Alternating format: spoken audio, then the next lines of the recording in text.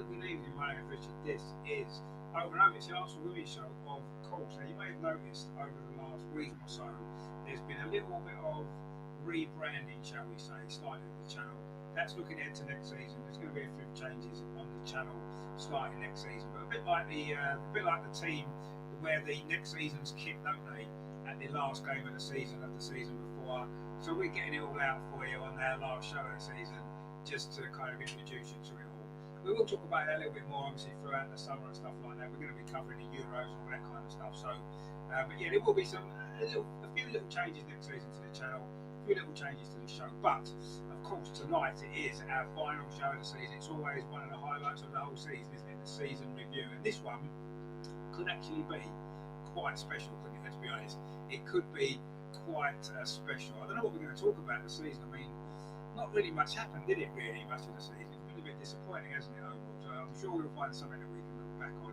We are going to look back on the WSL season, the domestic cups, and of course, the little matter of the Champions League. What happened in that? Anyway, I'm sure we will find something good to talk about. Looking back on the season 24-25 for the Arsenal women. It's been great, hasn't it? Of course it has. It's all coming out, of course, the other side of this.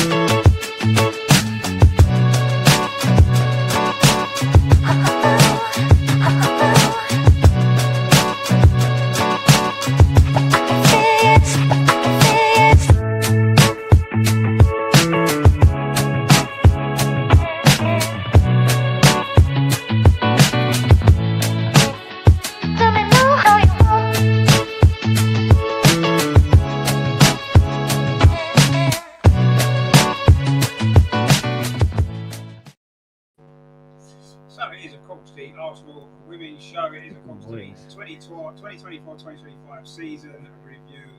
And, of course, we have got Andreas in his brand new Arsenal top. Look at that, fantastic. See, I think we get the new branding now at the end of the previous season. That's what we do. Andreas, have you recovered from Lisbon? What an experience that must have been for you. Yeah, I think Lisbon is an experience, or these were emotions. You can't copy them or have them again.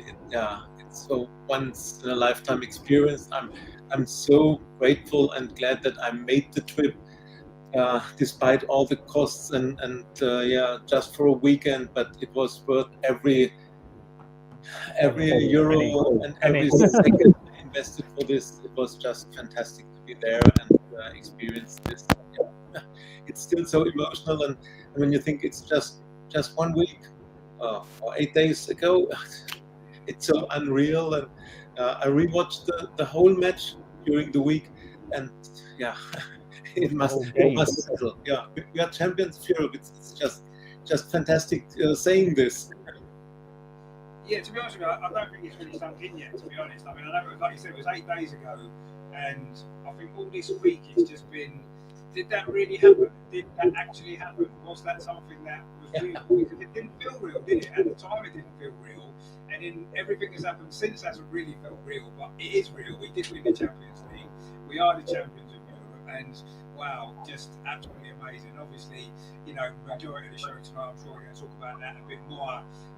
Obviously, looking back on the season, almost forget everything else. Everything is about the final last week, but there were other things that happened as well, so we will look back on that as well. Boy, and of course, Amar is with us as well. I mean, obviously last week he was at the parade as well on Sunday. That must have been something quite special as well. Yeah, can you hear me first of all? Sorry, can you hear? Yeah, we can hear you. Yeah, that's fine. Just a bit of noise, sorry, in the background. Yeah, no, on the Saturday, watching the screen with my dad, being there with the fans, and then going to the event on Monday. It doesn't really get much better than that, does it? I mean, I still can't believe it's sunk in, and then getting myself one of the Champions tops as well. I mean, what more could you ask for? It's just unreal what's just happened. I don't think, as you say, it's still quite sunk in yet either. No, I don't think it has really, but anyway, we'll get used to it over the summer, I'm sure. Greg with us, of course. Greg says, evening all, got a lot to talk about. Another season where we should have done better. We've only won. Yeah, I know exactly, my friend. What can you say? Do you know what I mean? We just have to make do, won't we? We just have to make do with what we've got. That's it. That's all we can do. But good to see you as well. We've got Morpheus as well. Says hello to everyone. Hey to you. Hope you're doing well. Terry's with us, of course. He says individual all in the chat. We've got have we got mic issues, have we? Oh, okay. I wasn't aware. We can't hear you very good, Richard. No, we can't hear you very good. Yeah, I thought it was my end, but I'm not sure. Yeah. It's Richard. Yeah, I know. Yeah, it's a bit noisy. I can hear that. Yeah, can you hear that noise? Yeah, it's that noise. Oh, is it? Oh. It sounds alright on my end, but anyway. It's getting worse. Is it? That's not good, is it? I don't know what's happening there, to be honest with you. Actually, why don't they unplug that? Just to see what happens. Yeah, I think that's better, mate. That's much better. Better? Yeah, that's a bit better. Yeah, that's better, I think. The noise is gone, but Richard is still not loud enough. Okay. This is not good, is it? Yeah. Oh. Oh, but that's awful. I can't hear none of this. I need to find out what's happening. Give me 2 seconds. Turn that down, man. That's awful. Oh, I was wondering. I thought it was my end. That's awful. All right, take your time, mate. No worries. That's awful.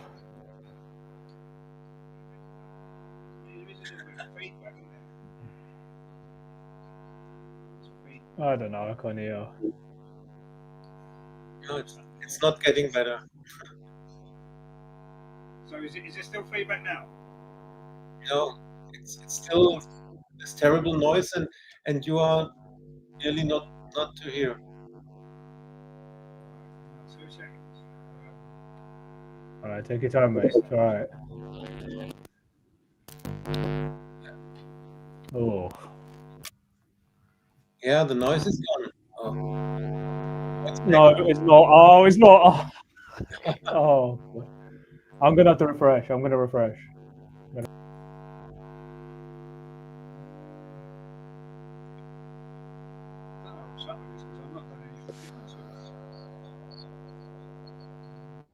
Yeah.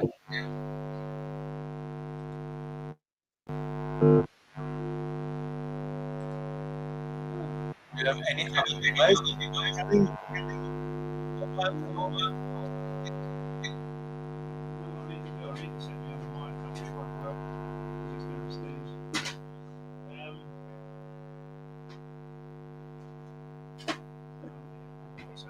just have to do it without. We'll just have to do it like that. Is that all right or not? The noise is gone now, but say something. Can you hear me? Can you hear me or not? Yeah, it's much better now. Yes. Oh, right. Okay, good. Right. Okay. Well, we'll just have to do it without the other mic then. That's all. It must be some problem. That's all right. No, we can hear you. We can hear you. That's good. That's good. Oh, okay, good. Right. Yvette says, we can't. Yeah, I don't know what's happened here. Something's obviously gone wrong with the settings somewhere. I'm not sure. Now it's good. Anyway, Vicky says, I've watched it twice since Lisbon. I think we've all watched it at least twice, let's be honest. I think we definitely have. Watch the highlights. Watch the highlights. Yeah, watch the highlights. There'll be never enough. I don't think you can watch it enough times. That's the thing. LG says, why did you guys wait 8 days to make a show after the final? Well, a couple of reasons for that. Because one, we were busy. Andreas was flying around all over the world watching the Lionesses, so it was the best time we could get everyone together, really. I wanted to go straight away last week, but I think that it wouldn't have been much of a show, really, because I think we was all high on emotions and stuff like that. I mean, it's better sometimes to have a, calm down. And this is looking back on the season anyway. It's not just about last week, is it? Anyway, Morpheus says, wires interfering with each other. Yeah, maybe. I'm not sure what the problem is there, but anyway, Terry says, as Amar stops playing with the let's stop playing the electricity bill. Well, yeah, maybe. Yeah, I don't know. Anyway, John says much better now. Good stuff, right? As long as we can hear everyone, that's the main thing. I mean, there's no point having a show if no one can hear anybody, is there? Really, let's be honest. Right, so what we are going to do is, before we get into the end of season awards, of course, which is going to be exciting, we are going to look back, of course, on the season. So why don't we get the quickest part out of the way first? I think that might be the best way.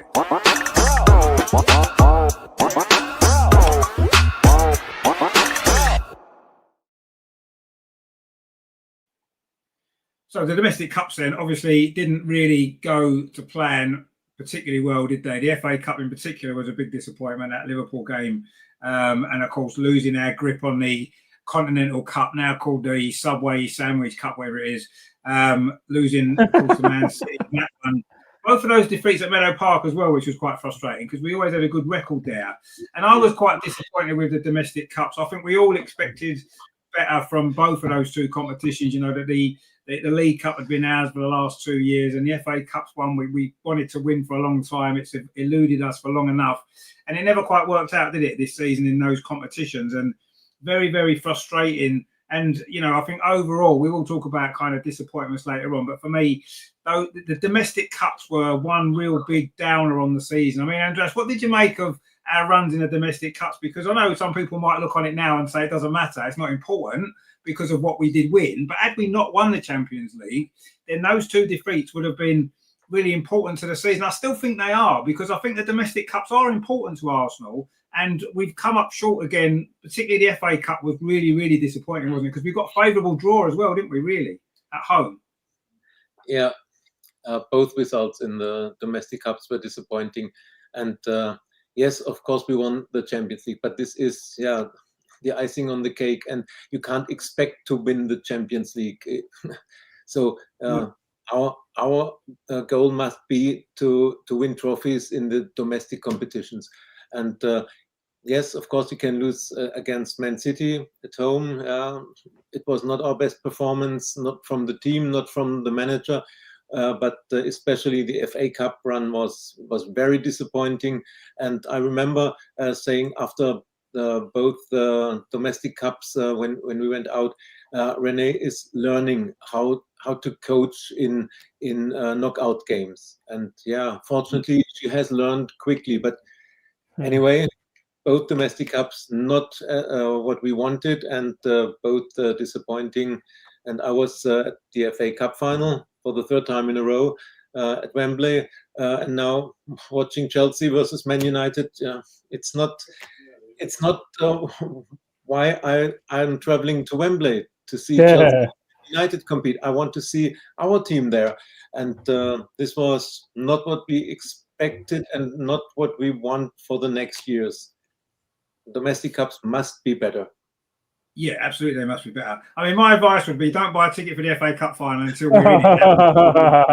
To be fair, wait till the semi-finals have been played and we're in the final, then maybe look for tickets then.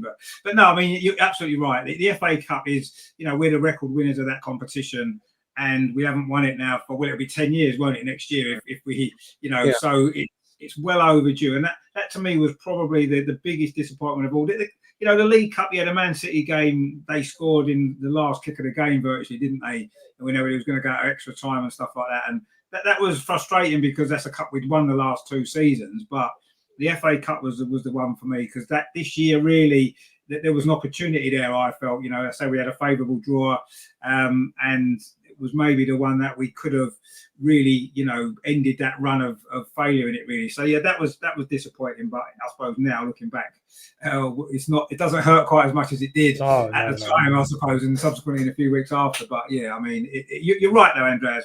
The domestic cups are important. You know, everyone, the glamour of the Champions League and stuff is fantastic. We know that, and obviously the WSL. But the domestic cups are important. They're the thing that, if you can't win one of the 2 big ones, you have to try and win one of the others, don't you? And you have to keep ticking along. And we've done it the last couple of seasons with the League Cup, which was great. And yeah, I think next season we need to have a better go at everything. And certainly the FA Cup's the one, isn't it? I think we all feel the same about that. So yeah, big disappointment there. I mean, Amar, obviously, you know, we came up short, didn't we, in those 2 cups? And I think Andreas was right about Rene may be learning the knockout football, because it's totally different to the league, isn't it? The Champions League's over 2 legs, and maybe she needs to understand that a bit more for next season and get it a little bit better with tactics and stuff like that in those knockout games next season. Yeah, I suppose that's where squad depth comes into it as well. I mean, you can see how well we've done in the Champions League and all that. A few signings are needed to compete and close the gap with the likes of Chelsea. But she's still learning. I mean, what she's done in 7 months to transform the team for West Ham has been nothing short of remarkable. But I think she'll get there in good time. They'll give another contract to her next year, and we'd like to see us get to the FA Cup. I mean, it'll be 10 years now since we last won it next year, which is for us is too long a drought. With the record holders, and to see us when it isn't good enough for us. We won 2 back-to-back Conti Cups. So I still think priorities now would be to focus on trying to get the league back. I mean, with some good investment in the summer, we can definitely close the gap to Chelsea, even though it's 12 points. I mean, they can win all the domestic trophies and fine, but I mean, we won 2 Champions Leagues, so we've kind of overshadowed them a little bit this season, even though they won the treble. But going back to the point you make, I think she still maybe got to utilize the squad a bit better and make 1 or 2 changes earlier. But I mean, it has to be, as I said, 10 years without the cup next year, and Conti Cup maybe has to not necessarily be put back on the back burner, but maybe it needs to be we need to do better in them going forward. Yeah, maybe the way forward for the FA Cup is to make it 2 legs, and then we might be all right. That might be. Maybe we should try and push through a rule change in the FA Cup, make it 2 legs, and then we'll probably win it next season, won't we? But no, you're absolutely right. We need to do better in those competitions, and Chelsea have shown that it's possible to win more than 1 trophy a season. If you get your squad right, you've got your tactics right, and you can balance things in the right way. And maybe we haven't quite got to that stage yet, but hopefully that will be the progression over the next 2 or 3 seasons. That's what we want to see, don't we? But that was disappointing. But knockout football's like that, isn't it? You have to turn up on the day or you're out, and that's it. And that, unfortunately for us, on those 2 particular occasions, we didn't play particularly well on those 2 games, and that's it. You're out, and that's gone. But I suppose I'll say in the overall scheme of things, maybe we can accept that for this season. Of course, the next competition I want to focus on is the main bulk of the season, really. The big one in many ways, and again, we've come up short.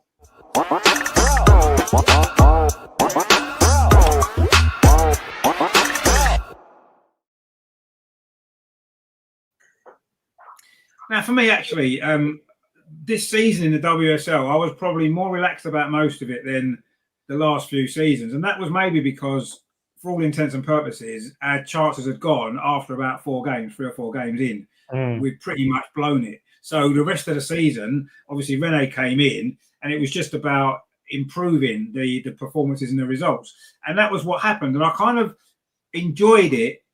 The last couple of seasons have been frustrating because we maybe should have been challenging Chelsea a little bit closer, and we've fell away and not been good enough. Whereas this season, obviously the title was gone after they beat us at the Emirates, pretty much in reality, wasn't it? And we progressed a lot after that. We ended up accumulating more points than Chelsea did up until the last couple of games of the season, and we showed that improvement. And to me, I enjoyed that. And although we haven't won the league, which is, again, not really good enough for Arsenal to not win it for another season, let Chelsea win, 6 in a row, we've shown the progression throughout the season in the WSL. And it gives us hope, or it gives me hope, that the future is going to actually be better, certainly in that particular competition, which is the biggest. Yes, the Champions League has got, it's got the glamour, all that kind of stuff, but the WSL is a bigger trophy to win because that's your everyday games, isn't it? That's your league season over 22 games, and you're the best team wins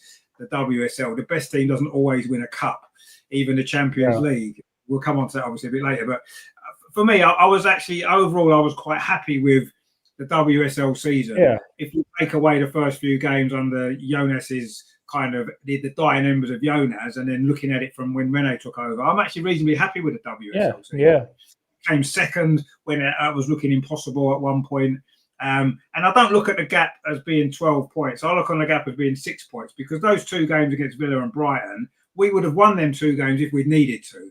100%. Everything was focused on the Champions League, and we wasn't really that bothered. We'd pretty much got the top 3 anyway at that point. So I don't look on those 2 games as being significant in particular. I think if if we were in the title race, I think we would have focused on them games differently and would have probably won them. So I think the gap's 6 points. No 6 points for the 2 games against Chelsea that they beat us.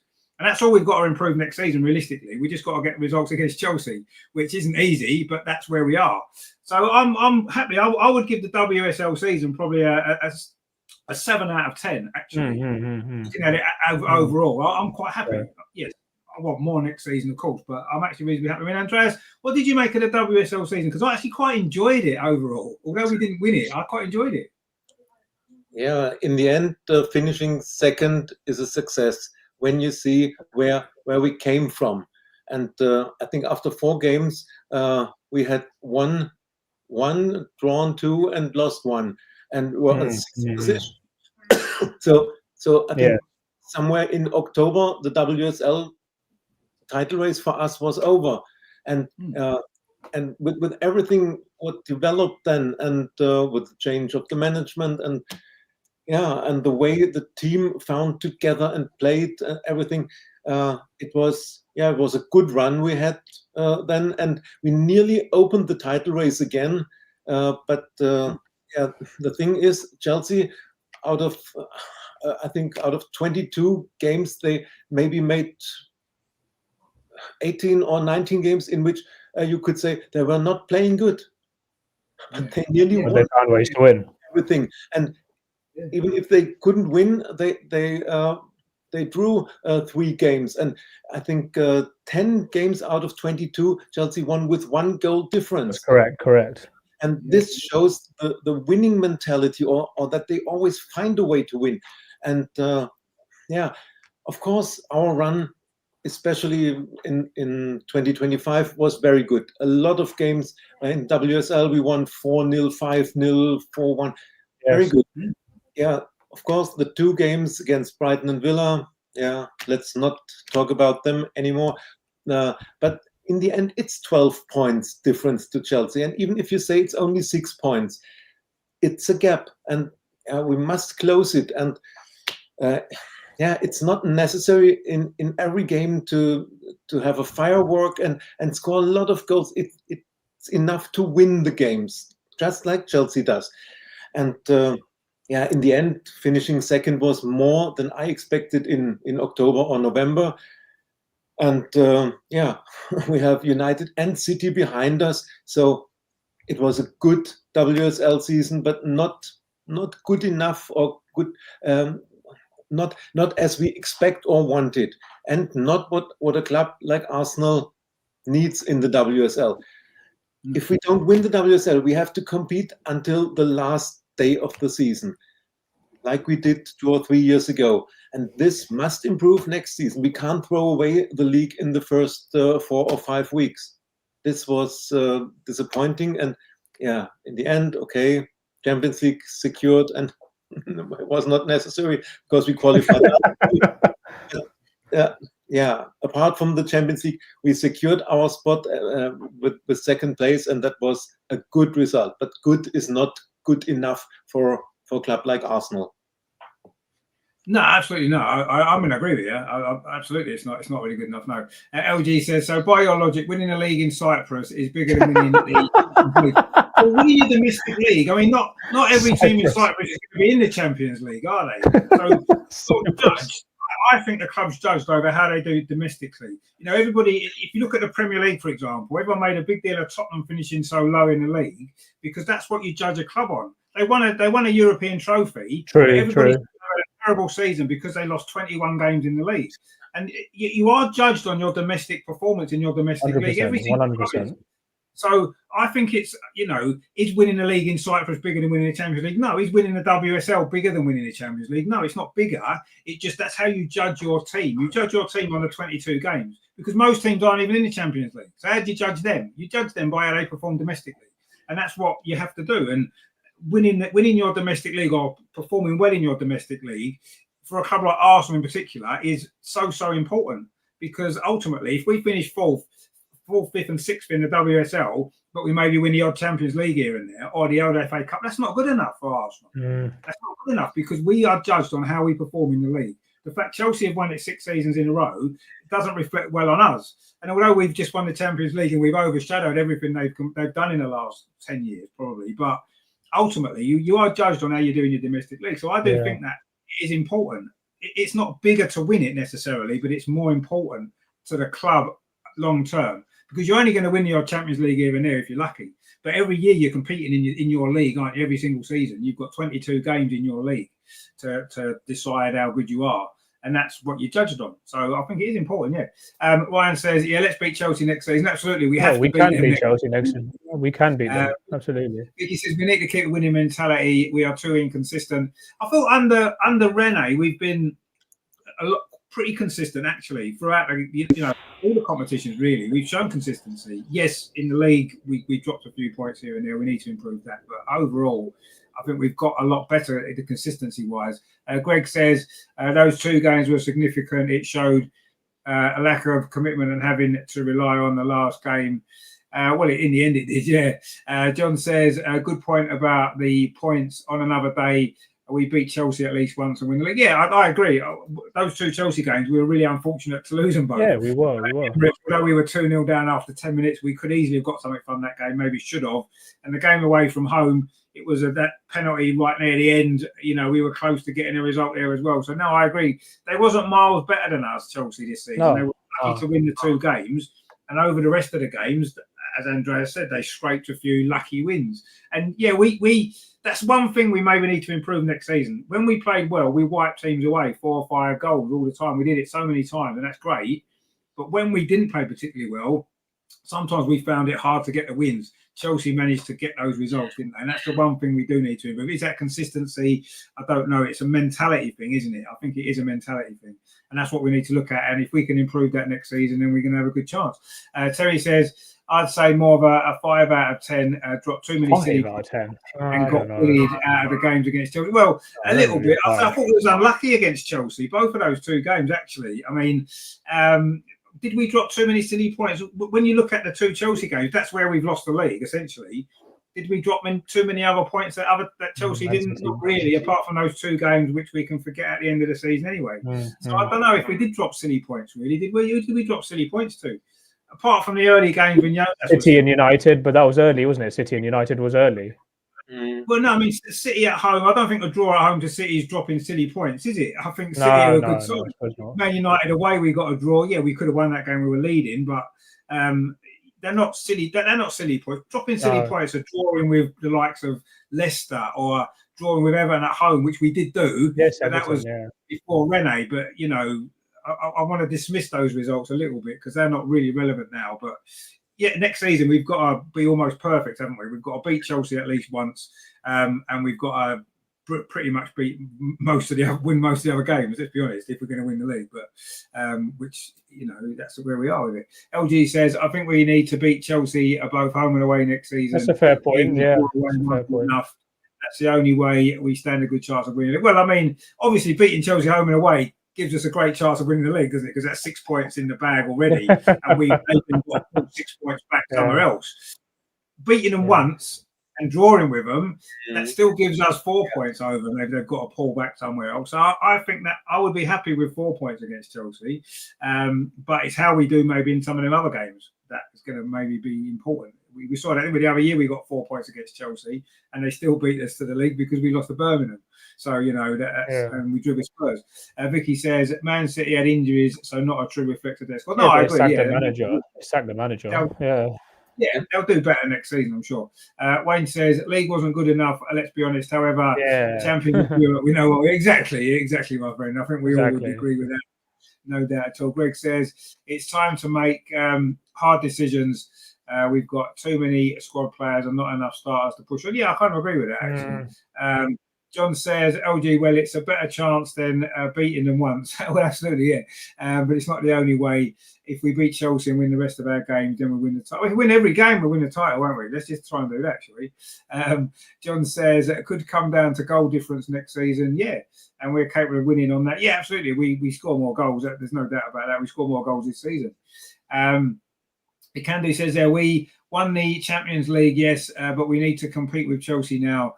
We have to make requirements that can help us do so. 3 or 4 will do. But yeah, I agree with you. Absolutely. Yeah, no, I think you're absolutely right. Absolutely right.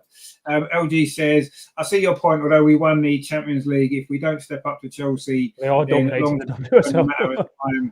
They start. Well, maybe we'll see. I mean, obviously, Sonia Bonpassa's got a great record in the Champions League, and Chelsea have got a great team. So you could be right, but let's see what happens. John says, Terry, it's just all doom and gloom. Terry loves it. Really. Terry says, dropping silly points aren't relevant. Tell Chelsea that. Well, yeah. John says, as Champions League winners, we can attract the top players. We can now, yeah. We replace aging players and players not at the level we need. Bring them in. Yeah, I mean, I think winning the Champions League is going to make a difference. But I think we're Arsenal. We've got the crowds. We've got the stadium. I think we could attract players. We have attracted players anyway without winning it. Now we've won it. We can obviously hopefully push on and go even more. I mean, the WSL season, and obviously we've come second, which isn't really good enough. But in the circumstances, I think we should be reasonably happy. How did you feel about the league overall? Yeah, I mean, well, you look at the first 4 games, we were nowhere. You know, a manager who had lost the dressing room, as somebody said to me recently, he wasn't getting the best out of the players, was too overly emotional, and you know, he was gonna. I think he jumped before he was pushed. Really, I think otherwise, had he not resigned, he would have probably been. They would have. I don't know if they'd had the temerity to sack him, but moving on from now, from what Renee's done, I think she's done. You have to give her credit. You know, as you said, okay, we lost those away games to Villa and Brighton, lost narrowly to Chelsea, but she's reunited the fan base. She's got the best out of the players. She's been having these one-to-one sessions with them and improving the squad. And yeah, she's got a settled starting 11. Okay, yeah, maybe she could have played the likes of Rosa Kafaji a bit more, which would have been nice. But I think we're only a few signings away. I mean, the gap is 12 points, yes, but Leanne Sanderson, I was saying on the other day, made a good point on her podcast on TalkSport. Is it not podcast? But she said, yeah, 1 or 2 signings. Chelsea, yes, domestically, they can win all the domestic trophies they want, but they'll be sick of the sight of us winning the Champions League because, you know, all that money they've been putting into the club is to win the Champions League as well. And you know, the fact that we've won it is only going to spur them on even more. If we can make a few good signings in summer, I think we can. I think we can definitely close the gap and even pip them next season. So it's going to be crucial. But you know, from where we were at the start of the season, I think probably a 6 or a 7 out of 10 is probably justified. Yeah, I think so. I don't want to be too critical because it's a different manager now than we had at the start. And had Renee been in charge at the start, who knows? We'll find out next season. Yeah, exactly. She's got a full summer. She's got a full season. So we'll be able to judge it more next season. But for me, I enjoyed the WSL season. Maybe because after 4 games, I'd forgotten about even winning the league because I knew he wasn't going to do it. So we just enjoyed the games for what they were, and we had some great performances. Scored lots of goals, played some great football. There were some amazing games during the whole season. So I don't want to be too down on it because we didn't win the league.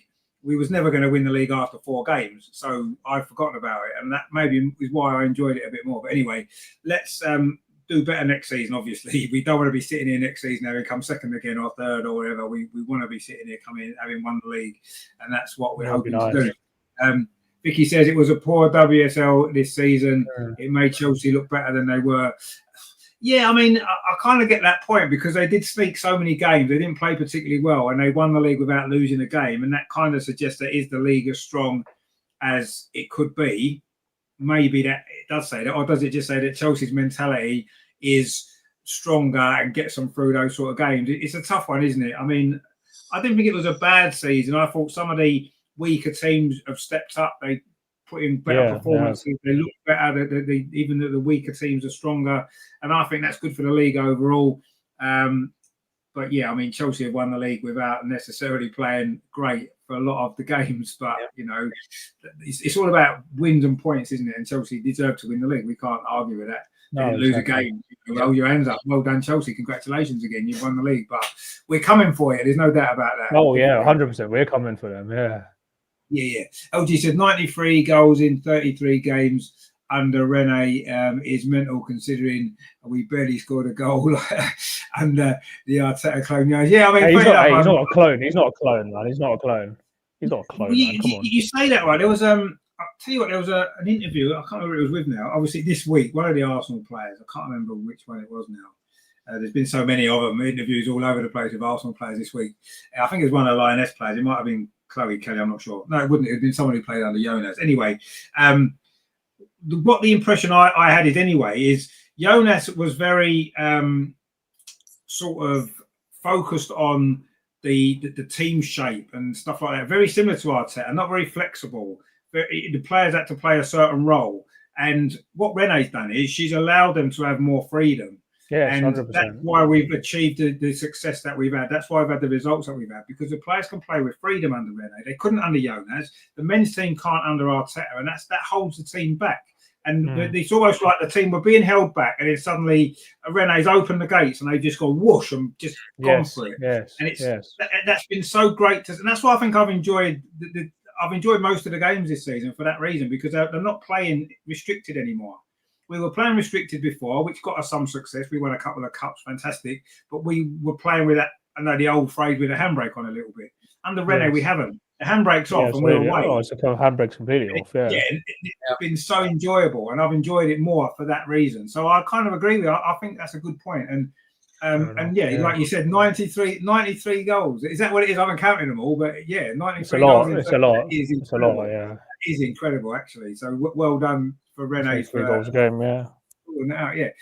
John's gone 7 out of 10 for me, but 9 out of 10 for the time. That's a fair Rene point. was in charge. 9. I'd say, I think maybe 8. I think 9 would have to have been, I don't know, maybe those 2 defeats, although we've got excuses for them. Maybe without those 2 defeats, I would have maybe have said 9. But maybe an 8 for Rene and 7 overall, I think is where I am with it. Terry says, I want to win everything year in, year out, or at least compete for the last kick of the season, but we don't. And now we need to rebuild. Half this team need to be, what about half of them? Some of them do.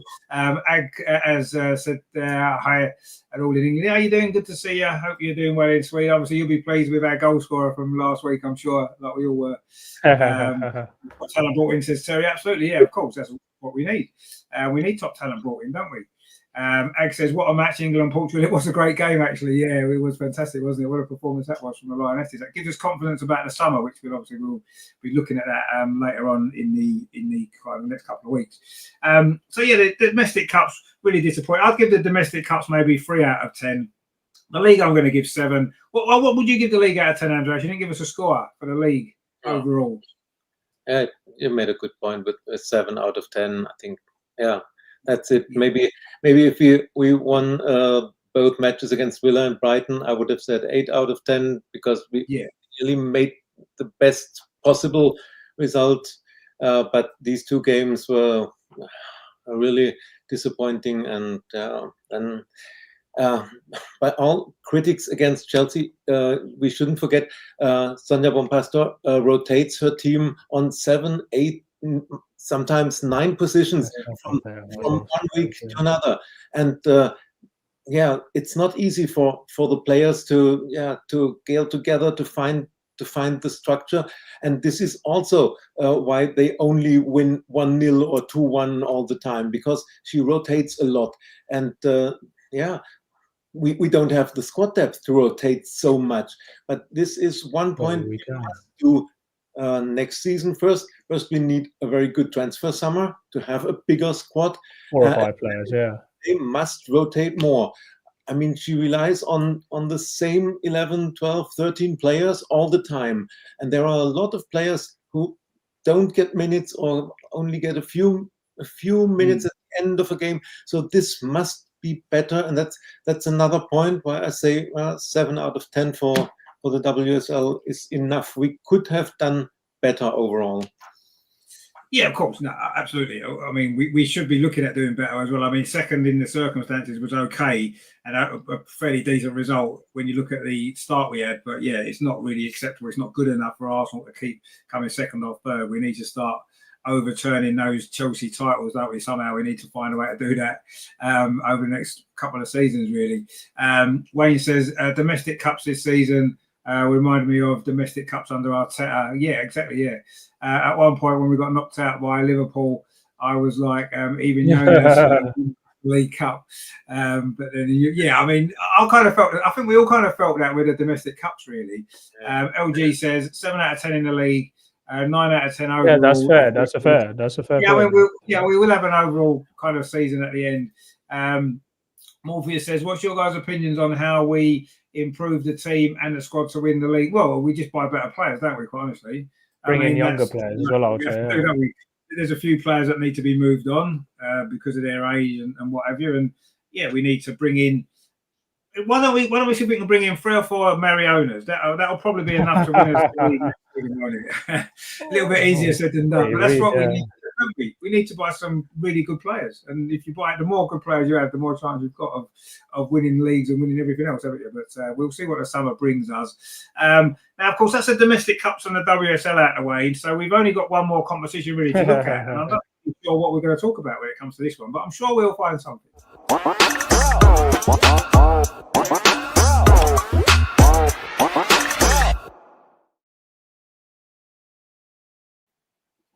Well, I mean, what can you say? We've won it. We won the Champions League. That's enough. That's all we need to talk about, that week. But I mean, it was. I mean, we said it obviously the show before the final. What an incredible run it was for us to even get to the final in the first place. Starting in the qualifying rounds, almost getting knocked out by Häcken. Well, not almost getting knocked out, but losing the first leg against Häcken. And then, of course, starting the group stage with that terrible result and performance against Bayern Munich. So to end up in the final was a shock. But I mean, we haven't had a chance to talk about the final yet because we haven't had a show. So we might as well talk about it now, seeing as that's what we're on about. I mean, that performance in the final was it was breathtaking. And it was stunning. It wasn't just a brilliant attacking performance, and it was never going to be. We said, didn't we? I remember on the Friday show, someone said, "What tactics should we use?" And we all agreed, cross runner's face, close them down, don't let them play. Yeah, you did. You did say that. The game, that is what we exactly did, and it worked to perfection. And Renee, you know, she made some mistakes in some of the first legs in the knockout stages a bit earlier on. You know, we lost some games, and she maybe didn't get it tactically right. And in the second leg, she managed to turn it around. This time, she got it from minute 1 to pretty much minute 95, whatever it was. Yeah. Our tactics was just unbelievably spot on. And the way that every single player, the 11 that started, all of the subs that came on, every single player, I think Leah Williamson mentioned it, they played the game of their life. Oh, yeah. Every single one of them did. And it's like, you couldn't pick a player to match from that because every single one of them was player to match. Yeah. Incredible. Stunning. Performance was just incredible. The work rate, the way that we knew what was going to happen in that game. We had almost every single scenario, and we had an answer for it. And that is fantastic planning. That is, yes, the players had to carry out, and they were magnificent. But that is down to the planning of Renee, the coaching staff, and all that kind of stuff. The work that they did in the previous couple of weeks between the final league game and the final. That work that they did. That was just incredible. That was just amazing. And I think that one of the things that I think swung it in our favour as well is it meant more to us than to Barcelona because they've won it before. They expected to beat us. There's no doubt. They went exactly. It meant more to us. You could see that from the minute that first whistle blew to the minute the final whistle blew, that whole thing, it meant more to us. I mean, Andreas, obviously you was in the stadium, you'd have got a totally different perspective of it, but the performance was just wow. I mean, I can't believe how well every single player played all at the same time in the same game. Just incredible. Yeah, it was just perfect. And maybe we wanted it more or we only had to win while Barcelona had to lose a lot because they were the top favorite. Everybody expected them to win. They themselves expected them to win, and you could see their reaction after the game. They couldn't believe what happened, and maybe it's what I said before in our show before the game. Maybe it's a little bit underestimating Arsenal because they have thrown Chelsea out of the stadium 2 times. 4-1 2 times, and then looking on the league table, they saw Chelsea is 12 points ahead of Arsenal. So this is a weaker opponent. This is maybe a few small points, 1% in your mind, and then our match plan was perfect. And I read that. Renee and the coaching staff, they had a match plan presented to the team, and then after a few days the team came to Renee and said, we want to adapt a little bit, we want to play a bit more the Arsenal style, and not only react on Barcelona. And the coaching staff changed the match plan and discussed with the team again. And that's thumbs up for Renee and the way how she interacts with the players and how she respects their opinion. And for the match plan, you could see we wanted to prevent Barcelona from these small passes and coming into with passing. We wanted to play them wide and get crosses in, and how we defended all the crosses and corners was just fantastic, amazing. And as you said, it's difficult to pick a player of the match for us, but the performance from Leah Williamson was outstanding. I think I've never seen her better. Maybe at the Euros she was at this level, but in Lisbon she was everywhere in defense. Unreal. Tackles, she blocked balls.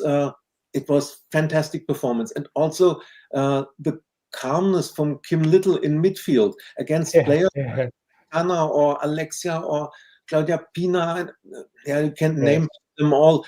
Fantastic performance from our midfield. And when you see the statistics, Barcelona had about 70% ball position. Correct.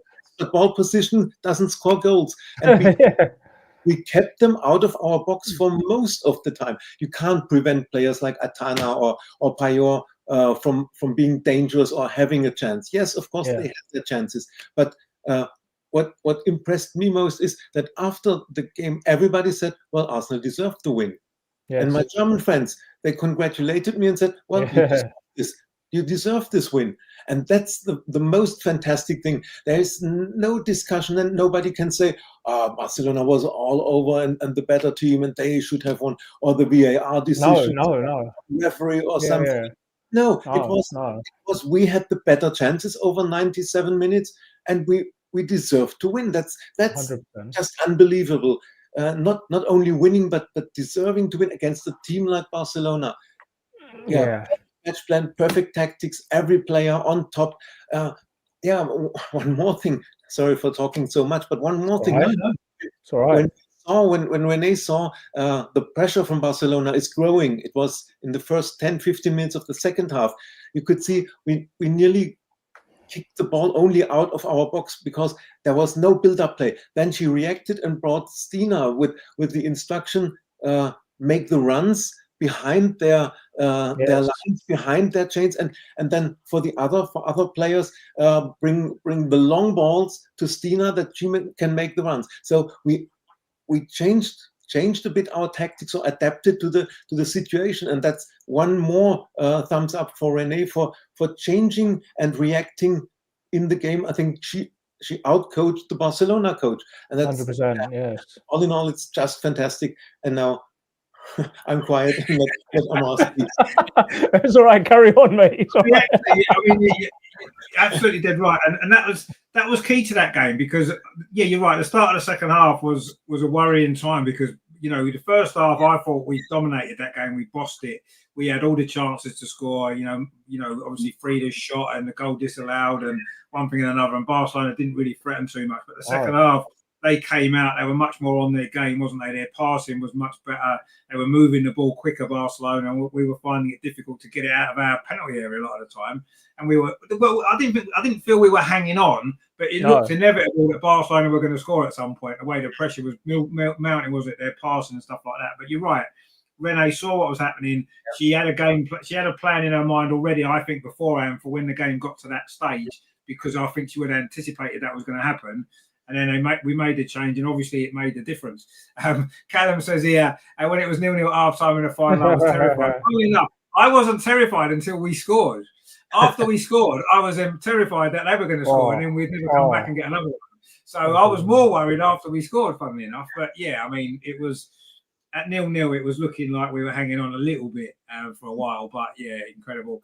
Vicky says, went to Lisbon to support the team. Never expected that performance. Superb. No, I don't think anyone could have expected that performance. It was just sensational. It was absolutely, it was just incredible. LG says that we need more Mariona DVDs and Fox type of signings. No more hurt. No, I agree with that. Yeah, you're right. That's what we do need. A bit unlucky. Top quality players. The more top quality players we get in, the better we're going to be, obviously. So yeah, of course, absolutely, that's what we do need. Wayne says, "Oh, it was tactically perfect." It was, yeah. We thoroughly deserved to win the game of football. So proud of them. And a bit of lady luck on our side. Yeah, a little bit maybe, but I thought we deserved that on the day, didn't we? But you're right. I mean, the way that we played, it was a performance to be proud of. You know, I think Chelsea won the domestic treble, and a lot of their performances, as we mentioned before, were quite poor. They were very fortunate to win a lot of games. It's difficult to, as a Chelsea fan, they're probably glad that they won everything, but were they really proud of the way the team played? I'm not sure very often. The way we played in that final, that was, for me, that was 100% pride in everything that we did. You know, and even if we'd lost the game in the end because Barcelona got a goal or two at the end, we would still have felt the same amount of pride for how we went and approached that game. We wasn't scared of them. We had a game plan. We believed in it. Every player trusted their teammate, and everybody went out and did their job and almost did it perfectly. I can't remember, maybe a couple of mistakes here and there. There was a defensive mistake at the beginning in the first half, wasn't there? Trying to play it out from the back and almost got caught out. And, you know, we did get a little bit fortunate at times, but we did deserve that. There's no doubt. And that's the one thing that I think will stick in all our minds forever is that the manner in which we played. You know, everyone will remember the result and the goal. Of course we will. But the result and the goal are overshadowed for me by how we played, because that was so impressive. That was so I can't even put into words how well that was, how good that was to watch. It was fantastic. It was nervy, of course it was at the end. The last about a week, didn't they? You know, when Barcelona were trying to get a goal back and we were hanging on and throwing everything in the way. Oh my God! Yeah. But what a fantastic performance it was from start to finish. It was so enjoyable to watch that game. And so, yeah, pride is the word. I think every single one of us feels proud of that team. Every single one of them players, the staff, the fans, everybody deserves all the credit that we've been given in this last week, and we're going to get throughout the summer as well. And, you know, all the players, when they went back to their national teams, the reception that they got from their teammates deserved that. Every single one of them deserved that because they were just magnificent. You know, and Renee deserves a lot more credit for what she's achieved at this club and what she achieved on that day as well, you know, managing that game brilliantly. I mean, Emma, it was just, it was astonishing. Man. Where do you start? Wow. Where can you start exactly?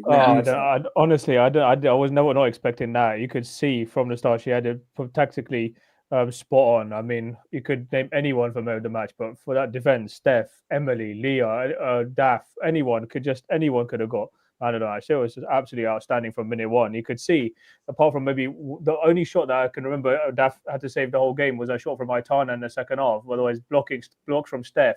The block from Caitlin Ford when she had to run all the way across the pitch, and Fridolina Rolford then falls over. That was actually hilarious.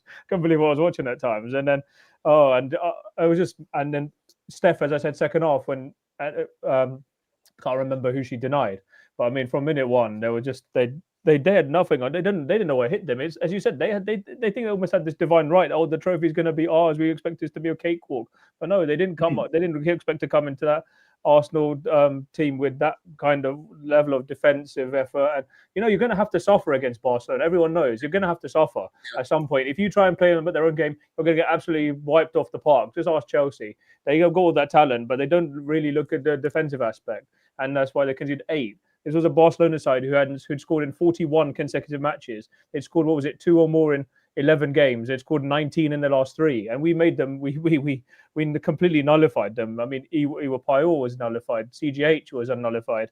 It was just unreal from start to finish. And it was at the end, you always felt one chance was going to be enough. And when lo and behold, the substitutes did it with that sensational pass from Beth to find Stina. We could even have had more. You know, We had good chance as well to even extend that lead, but. As you say, the last 20 minutes, our nerves were afraid when watching inside the stadium. But at no point did we ever think, inside, with the other fans, but at no point did we ever think, we're going to concede, because you know, they could have been kept on going on, and they still would never have scored against us. I kind of got that feeling, but I was just worried that they would. I was just nervous that they were going to. It was nerve-wracking, wasn't it, at the end? But obviously, you know, anyone that's watched this channel for the last couple of years will know what I think of Stina. and how important a player Yeah. playoff fixtures. And you know, the fact that it was her that got the winning goal again, the second cup final in a row that she scored the winning goal. And it just shows, you know, and yes, I've taken the criticism on board that people have said, you know, she does miss a few chances, of course. You know, sometimes her first touch isn't always fantastic, and all this, that, and the other. You know, I think all of those things are valid with Stina. But the one thing you've got to say is, throughout her whole career, she scores big goals in big games. She's done it throughout her whole career. When it matters, she gets the goal, and she got the goal again. And you know, he's gone. He's gone. The way that I thought her first touch, funny enough, moved sideways away from the defence to create that little bit of space is all she needed. And then Beth obviously saw the pass, and then, you know, she managed to just fire it in. And that's exactly what Stina is all about. You know, it's exactly what she's all about. And she was onside. And she was onside. She was onside. Yes, she was onside. And, you know, when she's onside, you know, she's obviously a lot more dangerous. But I just thought that when she came on, she made the difference. She made the difference. You know, she almost got a goal before when she won the ball high up the pitch and ran through, and the goalie saved it with her legs. And then she got the goal as well afterwards. And she actually won the corner that the goal came from as well, by running in behind. You know, I know people have always said maybe Stina's not quite good enough, or this, that, and the other. And I don't know. I think that having a player like Stina in your squad, even if she's not starting every game, but she can come off the bench, that's how you win. That's how you win trophies, because she will get you goals when you need them in the big games, in the big moments, cup finals, semi-finals. She gets the goals in, and I was so pleased for her, because she's not been given enough game time this season. She's sat on the bench far more than she should have been the last 2 seasons, in reality. But she comes on and she makes an impact so many times. She hasn't sulked. She hasn't been. Exactly. You don't imagine she's knocking on the manager's door constantly. Why aren't I starting games? I don't see her doing that. She's accepted her role. She's worked hard, and when she's come off the bench, she makes a difference. And she made such a big difference in that game. And it's funny, isn't it? Because she's so shy. She doesn't want to do interviews. She was thrust into the spotlight over last weekend because of what she did, and almost like she didn't know how to react to it all. But she's fantastic. She's so humble. She's such a good player. And, she's just won. She's now won. She's scored in 3 cup finals in a row. The last 3 cup finals she scored in. And that tells you all you need to know about the player, about her mentality, her attitude, and the quality that she's got. And I mean, yes, I wouldn't have cared who scored the goal. I wouldn't have cared who it was. Manu Zinsberger could have come off the bench and scored a header. I didn't care who scored the goal, but the fact it was Stina just made it a little bit sweeter for me personally, just because of, I've spent the last 2 or 3 years constantly seem to be defending her when people have been criticising her, because I know how great she is. So that would have made it maybe slightly extra sweet. But I mean, Andreas, obviously Stina does get quite a little bit of stick sometimes, doesn't she? When she misses a few chances and she's offside a lot and this, that, and the other. But she steps up when she needs to, doesn't she? And what a goal it was as well. Yeah, fantastic goal. And I think these 2 situations say everything about Stina. Her first chance, when she won the ball, and then she was faster than the Barcelona defender, and it was nearly 1-on-1 with the goalkeeper, and she had too much time to think.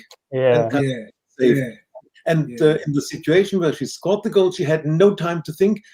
She got the ball, brilliant pass from Beth, and she had the ball, and I must shoot. I want to score a goal, and this is strength. If she has no time to think, she scores. If you give her too much time and the 1-on-1 situations where she runs to the goalkeeper, she doesn't score. But anyway, it doesn't matter. She scored the 1 goal, the winning goal, just fantastic. But don't forget, the pass from Beth was brilliant. Fantastic. Build up the situation where Mariona had the ball, the outline, and she could have made a quick pass, an easy pass, 2 or 3 meters. But no, she kept the ball, she kept quiet, watching, looking how the situation opens, and then she saw Beth and passed the ball to her.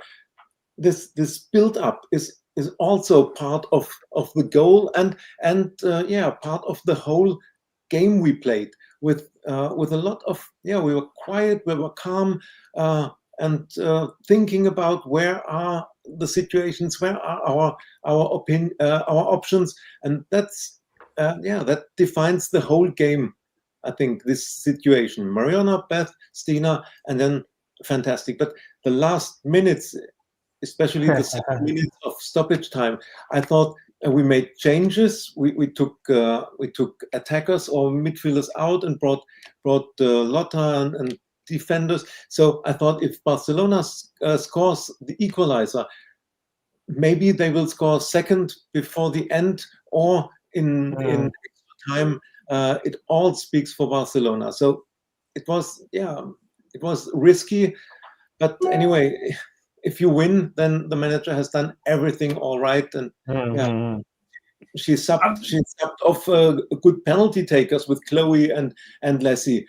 So if it goes to penalty shootout, but you see, you can't think like that, can you? We're winning 1-0. You've got to do everything you can to see that game out. Bring on as many defenders as you can. Take off your attacking players. The right thing to do. Yes, if they'd scored, it could have backfired. Absolutely, it could have done.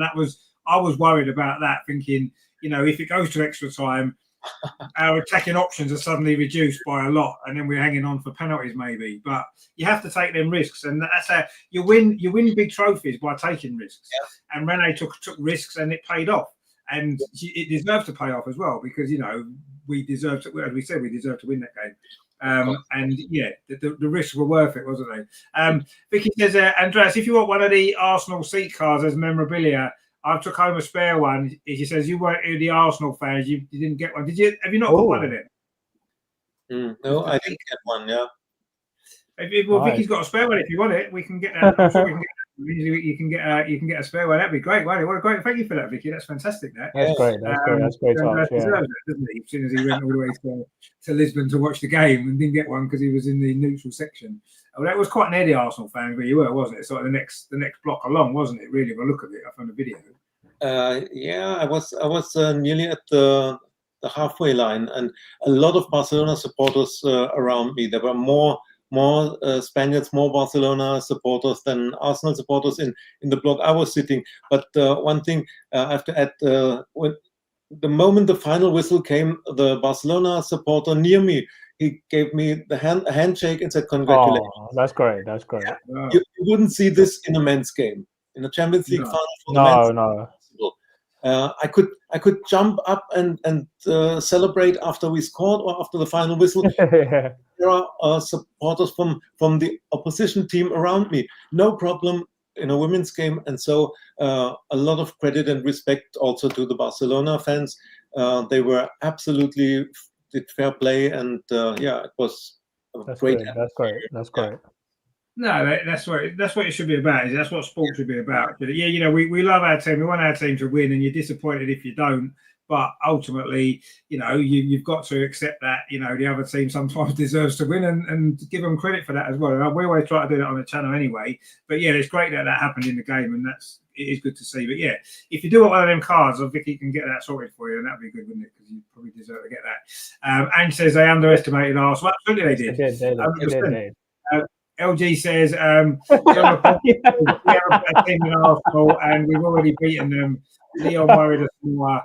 We look forward to our third consecutive Champions League title. Well, that's exactly the problem, isn't it? That's exactly the problem. You come unstuck, and they did come unstuck. And I have to say that's one. It's not the only reason, but it certainly didn't help them, did it? Wayne said, I've never seen Bobby Moore play, but from what I've seen, Leah is the female version. So I think I was a bit too young to see Bobby Moore play as well. But her performance in the final was amazing. Absolutely, it was. And she did a bit of criticism this season for maybe not quite being on it enough, making more mistakes this season probably than she has done previously since she's come back from her injury. But she was flawless in that final. Absolutely, she was pretty good for England the other night as well. Actually, so she's taken that high in, and hopefully she can do it throughout the Euro as well. Because England are going to need the captain, especially if Millie Bright's not going to be available. Wayne says, Rolfo says, we made it easy for them. Did we make it difficult for them? Yeah, exactly. I mean, we make it easy for us, or did we make it hard? Probably a little bit of both, but we deserved it anyway. Greg says, lucky Stina has long legs. first time. Well, I don't think it was awful. It It actually wasn't opened it awful. up actually for her. She didn't. I don't think she meant it to go where it did, but it actually opened the goal up more, didn't it? And it gave her the space to fire it in, which made it even better. Wayne says our outballs were so good with Kim and Mariona. Yeah, they were. Yeah, exactly. And that's one of the reasons why we won. LG says it was the first time this season I've seen Beth look sharp. She's been clumsy most of it. Yeah, I think everybody looked sharp though, didn't they? Everybody looked sharp in that game, and there's Katie McCabe had a few really poor games going into the final, but yeah, she was on her game, and they all were. And if you can't be focused on the Champions League final and you can't step up, then you're never going to, are you? Let's be honest. So, but yeah, no, you're absolutely right. They were all sharp though. I'm not going to pick out any one player really, apart from Stina, obviously, but the rest of them. Agnes says, I said we were going to win 3-2. You did actually. I remember that. I believed so much in this team. I felt people were giving Barcelona too much respect. Maybe this was because I only started supporting the women's team this season. Well, yeah, I mean, obviously Barcelona are a good team, but I mean, you did say we'd win, so you knew it right. So, well, I think you're the only ones that probably truly believed that we would. I think we all hoped, but I don't think we believed enough, did we? LG says that was the best Leah performance ever. Flawless, 10 out of 10. And this is coming from the one who's one of her big streets. No, that's fair play, yeah. And then, and I think you're right. She didn't have her best season overall. I don't think there's much doubt about that. But that one performance has made up for it all. She turned up as most of them did. What they all did. She turned up when it mattered. And again, she has a habit of doing that. Top players do, don't they? Top players perform top players perform all the time, but they actually perform when they have to in the big games, and that's what she did. And she's a great player. She is still world class, and she might be lifting another trophy in a month or whatever's time when the Euro final. Let's hope so. Greg says that the result was never in doubt, as I said before. Barcelona's never played a team like. I know you said that as well, Greg. Yeah, fair play to you, because you predicted you was confident of a win as well, which is great to see, isn't it? Matthew says, "Hello, good Rich and Pete. How are you doing, my friend? Good to see you. Hope you have enjoyed. I'm sure you have." And says, "I'll stick with Renee." Conversation. Yeah, she did have a conversation. She said that, didn't she? She did. Yeah, she did. Yeah, she did. Spoke to Emma. Yeah, that's right. You've got to get the information that you need to get. So she did the right thing, and it worked. Wayne says, "Have any of you guys watched the full 90 minutes?" No, I haven't. But I definitely will be. Will be nice to watch with. Yeah, I've watched the full game again. It was nice to watch it back without knowing, like you said, knowing the score, not having to worry. It was great just to see how well we played. At the time you're so nervous and you're so invested in it, you maybe don't appreciate how well we played really until you watch it back and you see it all again. You're like, wow, yeah, absolutely, definitely watch it again. You'll love it. Morpheus says Leah was amazing. She was amazing. Ag says Salty is Emma Hayes. Yes, it is Emma Hayes. Yeah, because she's so Morpheus says Leah was my. Yeah, well, anyone could have been, but yeah, Leah was brilliant. Absolutely, she did. I think she got. It could have been anybody. They gave one to Stina at the end for the goal and stuff, but obviously, she didn't play the whole game, did she? But there you go. But yeah, I mean, what are we going to give the Champions League out of 10? Then? What do we reckon, Andreas? What are you going to give it out of 10? 10. 11. It can't be better than winning the Champions League. So we must give it a 10 out of 10. We played 15 games. 15 games, I know. We are the first team which had to go through the qualifying from the mini tournament to the final. Yes. So yeah, there is nothing you can say that Arsenal didn't deserve it. We went the hard way, and we have beaten Barcelona and Lyon and Bayern Munich. Real Madrid, Juventus, Turin, all the champions, the domestic champions of Italy, Germany, France, and Spain. So yeah, it was nothing to say we didn't deserve it. So we went the hard way. We won it. We deserved it. So it's 10 out of 10 for the Champions League. Yes, I think everybody agrees. It has to be, doesn't it? I mean, Emma, you're not going to change that. I'm sure you'll say. Oh no! If I could give it 11, I would. But to go, yeah, I would. But yeah, no, to go from the qualifiers to go from lose 4 games and the comeback, the mentality. If you think I don't know, it's just extraordinary how they managed to do that. Group stage, lose 5-2, come back against Real, come against Lyon. These are big. These are the top teams in Europe as well. It's just It's just fantastic, and no one could have dreamt it. And not only does it mean that we are straight through to the league phase next season, we're also through to the International Champions Cup, which is a new event for 2026. So that's exciting as well next season. Yeah, exactly. Yeah, it's all exciting, isn't it? And to think, like you said, 15 games to win the Champions League, never happened before. And yeah, fantastic. I mean, 15 games, just an incredible run from the disasters or apparent disasters at the beginning all the way through to the brilliant finale. Just an incredible ride, an incredible journey, and yeah, to get that finish was just more than we could ever have dreamed of a little while ago. So to get that finale to the season was fantastic. So I suppose we need to give the season overall then. Obviously we've won the Champions League, which was beyond our wildest dreams. The other 3 competitions maybe didn't quite go as planned. So what do you think the season overall deserves as a mark out of 10? Andreas, what would you say for the season as a whole? That's difficult because this win of the Champions League stands above all, and it was the last game of the season, so our memories are fresh, focused on this game. But over the whole season, with the disappointment in the domestic cups, the bad start of the league, it's between 7 and 8, 7.5 out of 10 for all 4 competitions for us. Well, okay. Well, okay. Fair enough. Well, yeah. Okay. I suppose overall, maybe that might be fair, actually. Emma, what are you thinking then for the season overall as a whole? What we've achieved and all this kind of stuff. What would you give it out of 10 for all the competition? I mean, yes, it was the domestic cups when the league was maybe not as good as the Champions League. I think that certainly adds an extra mark for me onto the end of the season. Whereas maybe you're probably looking at 7 or 8. I still think I'd give. I mean, the Champions League to win that is at the pinnacle. I mean, nobody ever wrote us. No one gave us a chance at that. I think I'd probably give it 8.5, 9 out of 10 actually. Because just for that one reason, I know we say the domestic cups are important, the league is important, but from where we were to where we ended the season, I'll give it a 9 out of 10 if I've been honest. Yeah, I mean.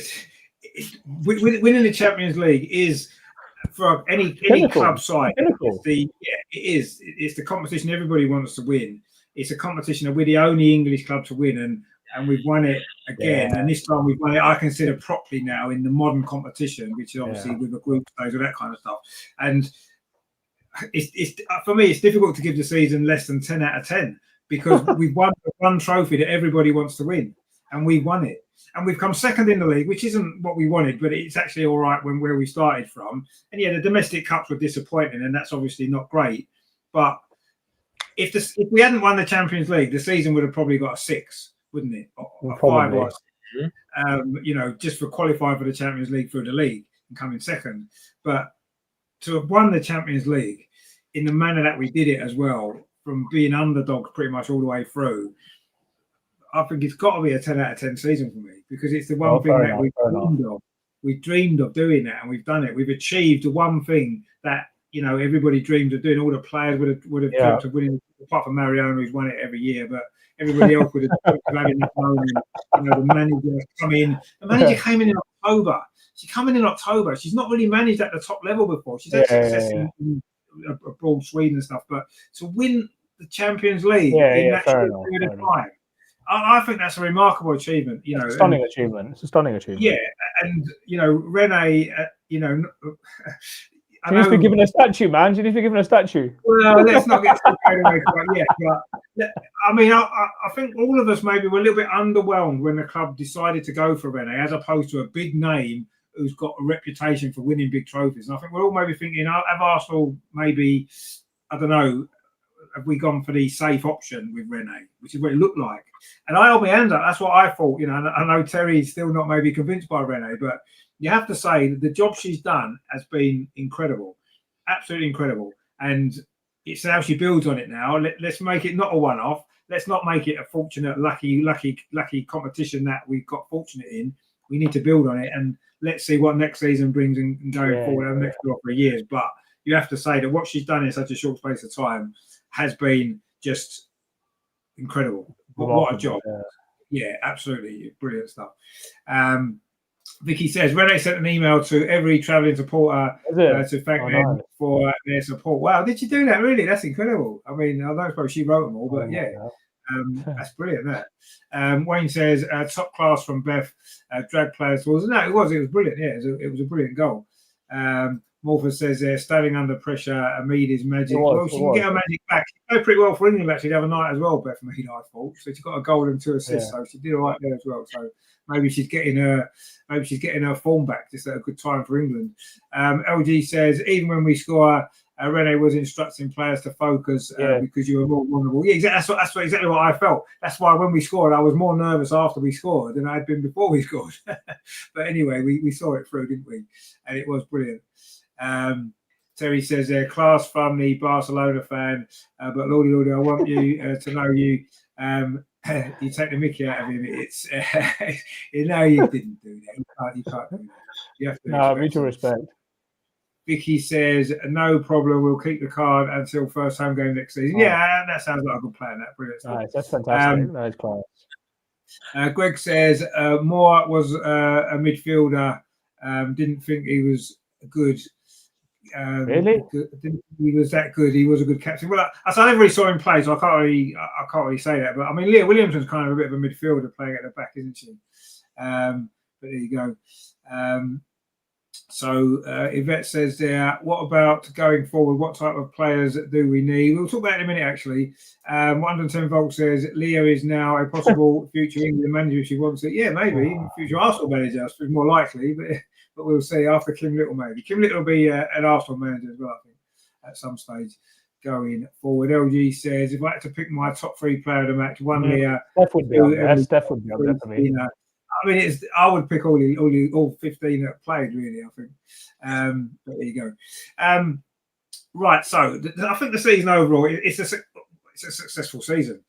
3rd season in a row we've won a trophy. This was the big one. Couldn't get much better other than winning the league as well, I suppose, winning the quadruple.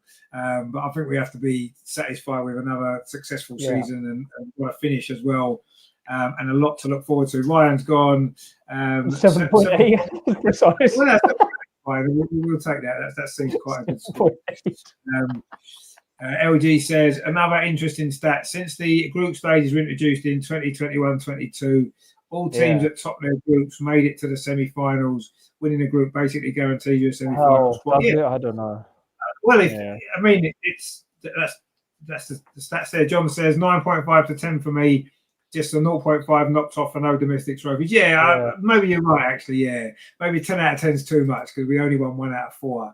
So that's maybe not quite good enough, is it? Even though it was the big one to win, I suppose.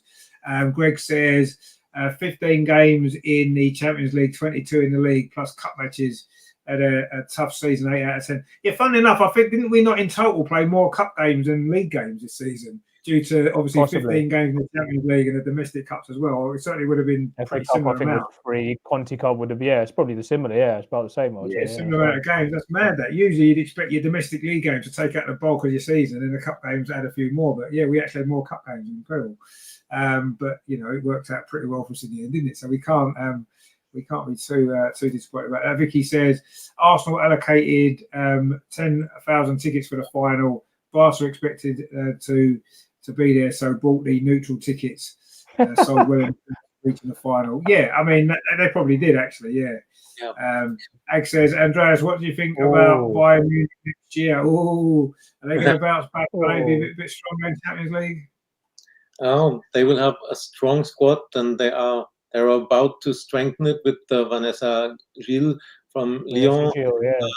Oberdorf will be back, and Stanway. What to say? Back, she will play her first games for Bayern Munich. Stanway, Georgia is back. The defender Katrina Naschenweng from Austria comes back after a year out from injury. So they will have a strong squad, and of course their goal will be to be better in the Champions League than quarterfinals. Yeah, they are one of those teams who will be able to reach the semifinal in the Champions League, and then you see everything is possible. Nobody said Arsenal would go to the final, and Bayern is one of those teams competing for the title. But as we see with Chelsea, you can't buy this title. No, exactly. Bayern will have a strong team. Let's see. Of course, I'd like to have a final in Oslo, Arsenal versus Bayern, and Yes. Arsenal in this case. Oslo. Didn't Alexander Strauss stand down? Yes, he Yeah, he did, didn't he? the job and took over San Diego or yeah. Yeah, I think I can't remember who the new manager is for Bayern, but yeah. And they have a new manager who's coming from Switzerland. He's a Spaniard, and he was coaching. Okay, I think okay. Servette, in I can't think who's taken over Bayern, but yeah. Yeah, all right. Is he gone? Gone. Oh, did we lose Richard? Hello, is he there? Is he lost it? I don't know. Refresh. Let's just refresh. Oh, are we back? Oh, we're back. Yeah, we're back now. Yeah, it looks like we've My lost Richard. internet's gone a bit weird. Anyway, I don't know what Amar keeps doing. It's nothing to do with Amar, is it? It's to do with my internet signal. But anyway, so we've gone through the season. Obviously, we can't really have dreamt of a better finish. And it was a good season overall, enjoyable football played. So it's going to be a good time, isn't it, to look at end of season awards. And there's going to be a lot of end of season awards that we need to give out. So let's start with one that, well, we'll see what everybody thinks, but let's go with this one to start with.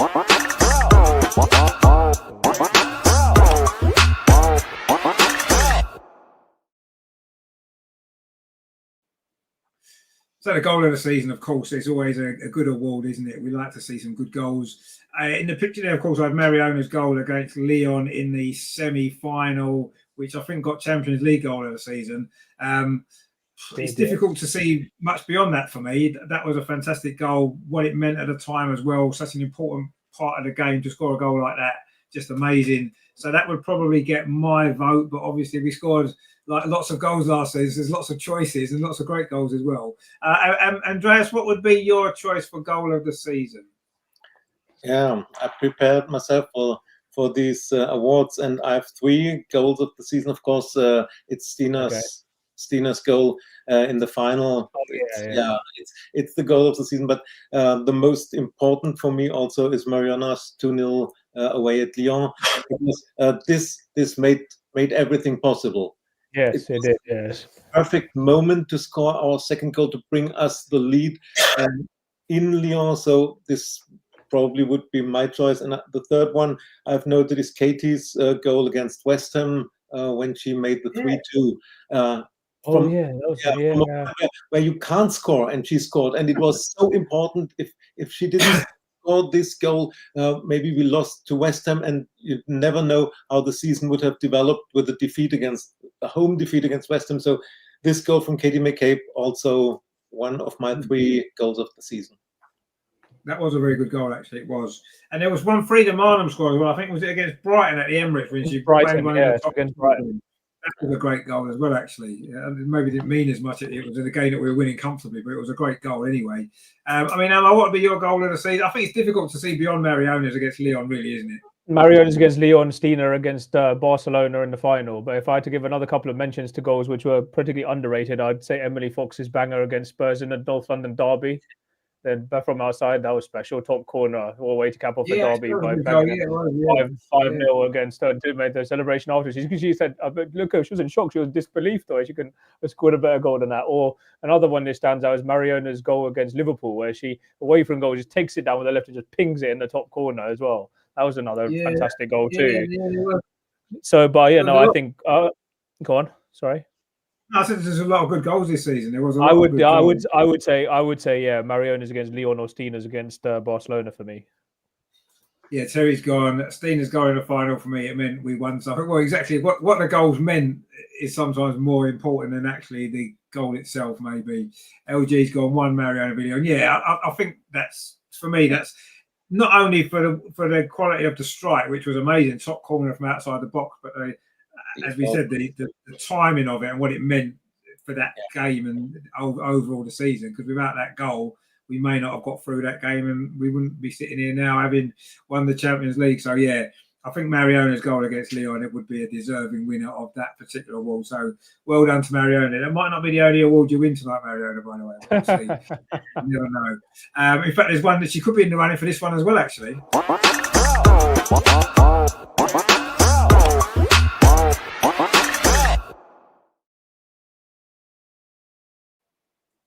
So, of course, the best signing of the season, again, obviously Mariona is going to feature heavily, I'm sure. What a season she's had, incredible. Obviously, the picture there was of Daphne. I think that Daphne's been a fantastic signing for us, actually. Phenomenal. Absolutely phenomenal. The difference that she's made, and, you know, we sign a decent goalkeeper and suddenly we win a big trophy. It's not a coincidence, that, is it? We sign a world-class player in Mariona, we win a big trophy. So I think those two, for me, were difficult to choose necessarily. They're different type of players that do a different type of job, but they've both been important. But also as well, I want to give a shout to Chloe Kelly in January. Because I think she's been really good as well. Really, really good at signing for us. So, you know, we've had some good signings this season. I think we've done well, haven't we, in the market? I mean, Andreas, who would you say would be your best signing of the season? It's difficult to talk beyond Mariona, really, isn't it? Again, I suppose. Yeah. You mentioned the three names. Yes, of course, it's Mariona, because she changed the way we play, and she brought the winning mentality, and from Barcelona. as I said, the way we play and the situation, creating the goal in the final. This sums up the whole way Mariona is playing, and what she instilled in our team. This calmness, this overview over situations, and then passing, and of course, she's player of the season in the WSL. So of course she's the best signing, followed by Daphne Van Domselaar, and and Chloe, whom you mentioned. Yes, I think she was the missing puzzle in Renee's tactics for the team development. So these three with Mariona outstanding. Yeah, no, I think Mariona has to win that. I don't have much doubt really, but I say definitely been fantastic as well. Amar, who would you say is the signing of the season? I suppose it's pretty straightforward, really, isn't it? It's hard to really disagree with what you guys have just said. I mean, she's just come in, sprinkled the magic dust in the midfield. I mean, her and Little, if you go back, a lot of I've heard in social media channels, they remind you all of like Xavi and Iniesta, and it's hard to disagree with them because they are pretty much like those two. They just have so much quality and class and composure on the ball. And so it's hard to look beyond Mariona. Chloe was my other one as well. Even though she hasn't got much game time, I think Jenna Neiswonga has not been a bad addition either. But hopefully she'll get some more time, and along with Kafaji next season. But it's got to be Mariona, hasn't it? Yeah, I mean, actually, you're talking about sort of comparing. For me, Mariona is almost the women's version of Dennis Bergkamp. I think. Just Bergkamp, yeah. Yeah, in our team, I think she's almost in our team. Yeah. Good a player in the women's team. Obviously, I'm not saying that she's as good a player as Dennis Bergkamp was, but I mean, in women's football and stuff like that, it's that when we signed Dennis Bergkamp, we signed a world-class player, and he became even better when he played for Arsenal. And I think in Mariona, we've signed a world-class player who's got vision, who's got work rate, who's got all those great attributes that you need, can score great goals. To me, she's been the most important signing of Arsenal made probably since Dennis Bergkamp in terms of quality of the player that we've brought in. And it's difficult to argue with Mariona being the signing of the season. I said she might win a few. I think she might win a few more yet. What shall we go with next? Why don't we go with something that Mariona's probably not going to win? We'll go for the.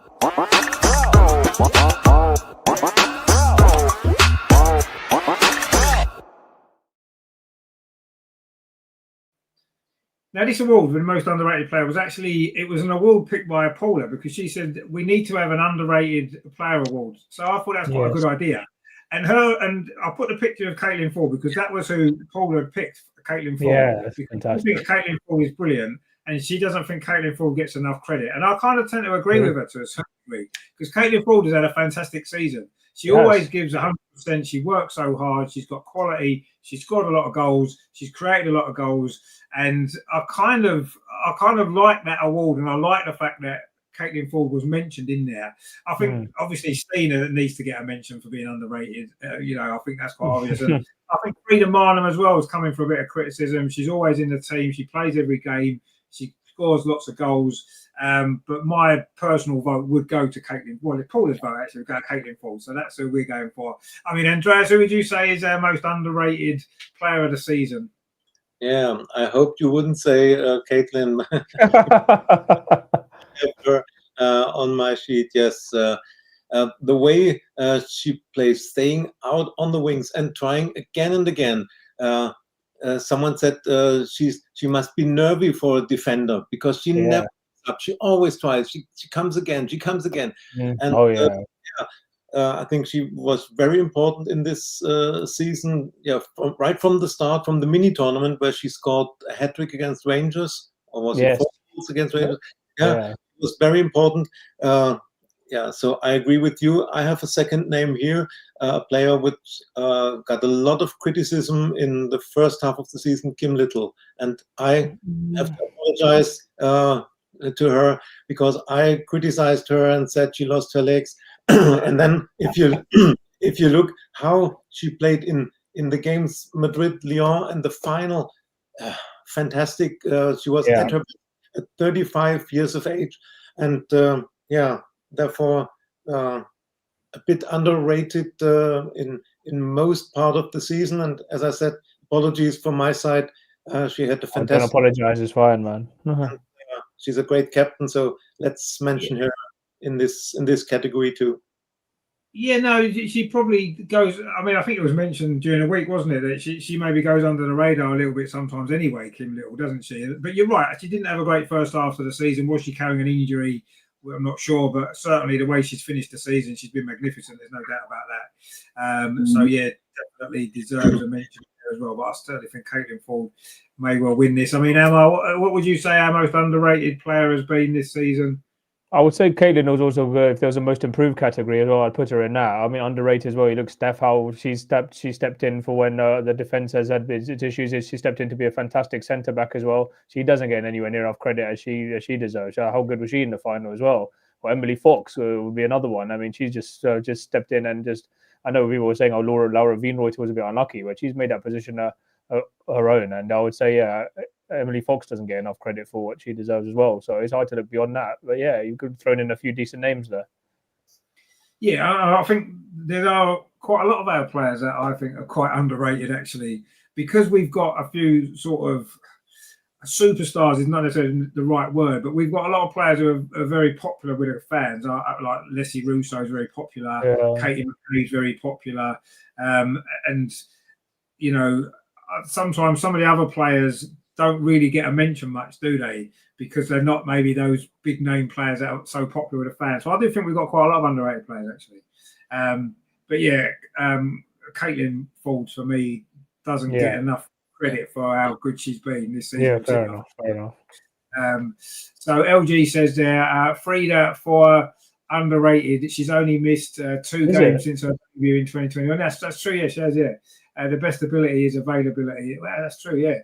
86 games played out of 88 possible. Exactly. That's impressive. Yeah, it's insane. Yeah, she's our Iron Lady. Well, she is. Yeah, you're right. She doesn't. She's always available. She does get a lot of criticism, maybe, and I don't know, but I like Frida, and yeah, she's maybe another one that quite underrated as well for what she brings. I say she scores a lot of goals, so yeah, but I think Caitlin probably deserves that one. So well done, Caitlin. Is there another award that we can find that maybe Mariona's not going to win? She's going to win most of them. She's probably going to win most of them, let's be honest. What should we? So this one here. I mean, Mariona can't win it, but I think we all know what the answer is going to be. But we'll give it anyway.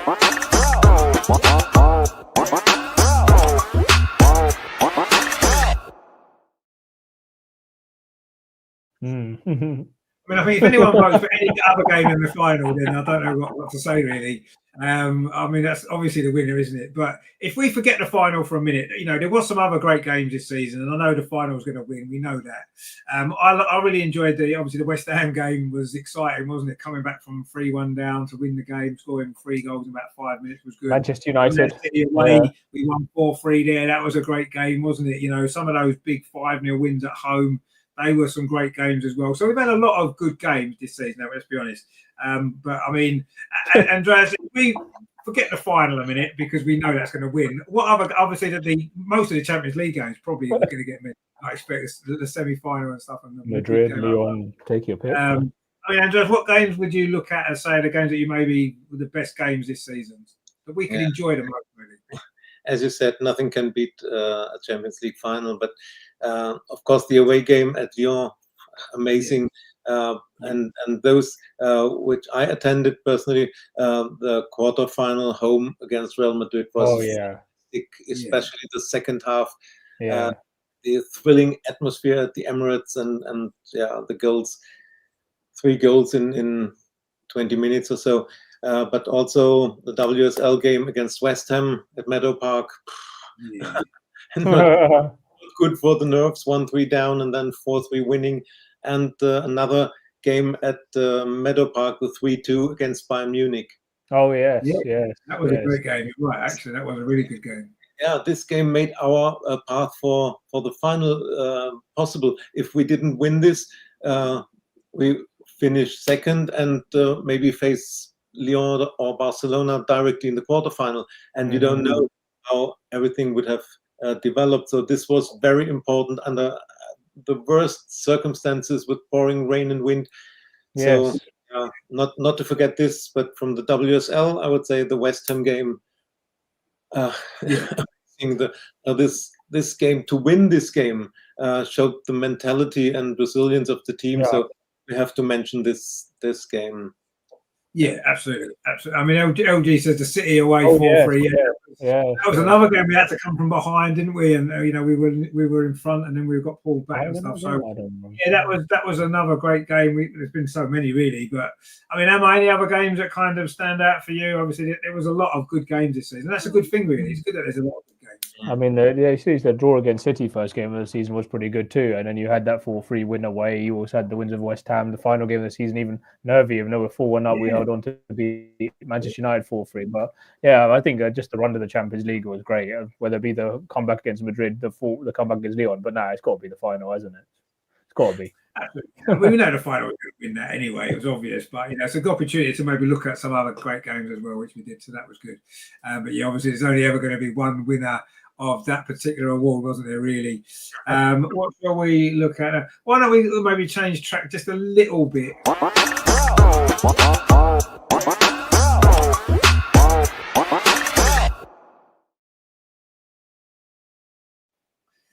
So the biggest disappointment, I mean, it doesn't necessarily have to be a match necessarily. It could be a player. It could be anything, really. That was the most disappointing thing. I know the picture there was obviously Chelsea celebrating the win at the Emirates, which was obviously a big disappointment.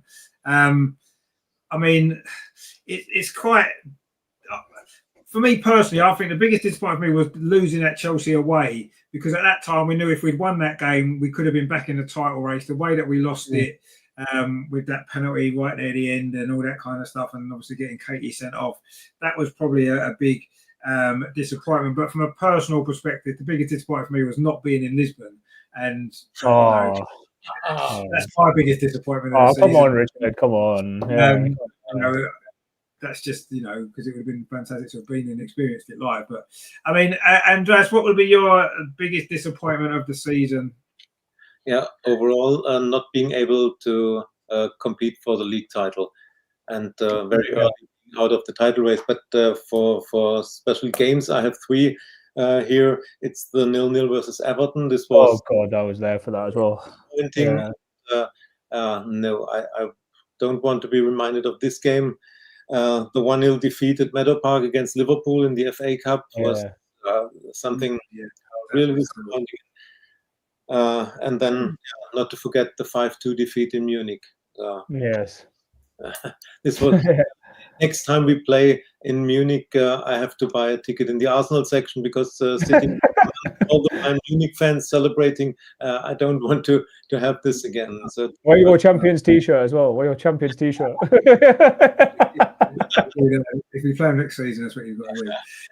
But no, I mean, in the end, the Bayern game at the time was disappointing, but in the overall scheme of it, I suppose it's not so disappointing now looking back, is it? It's like the defeat at Madrid in the first leg.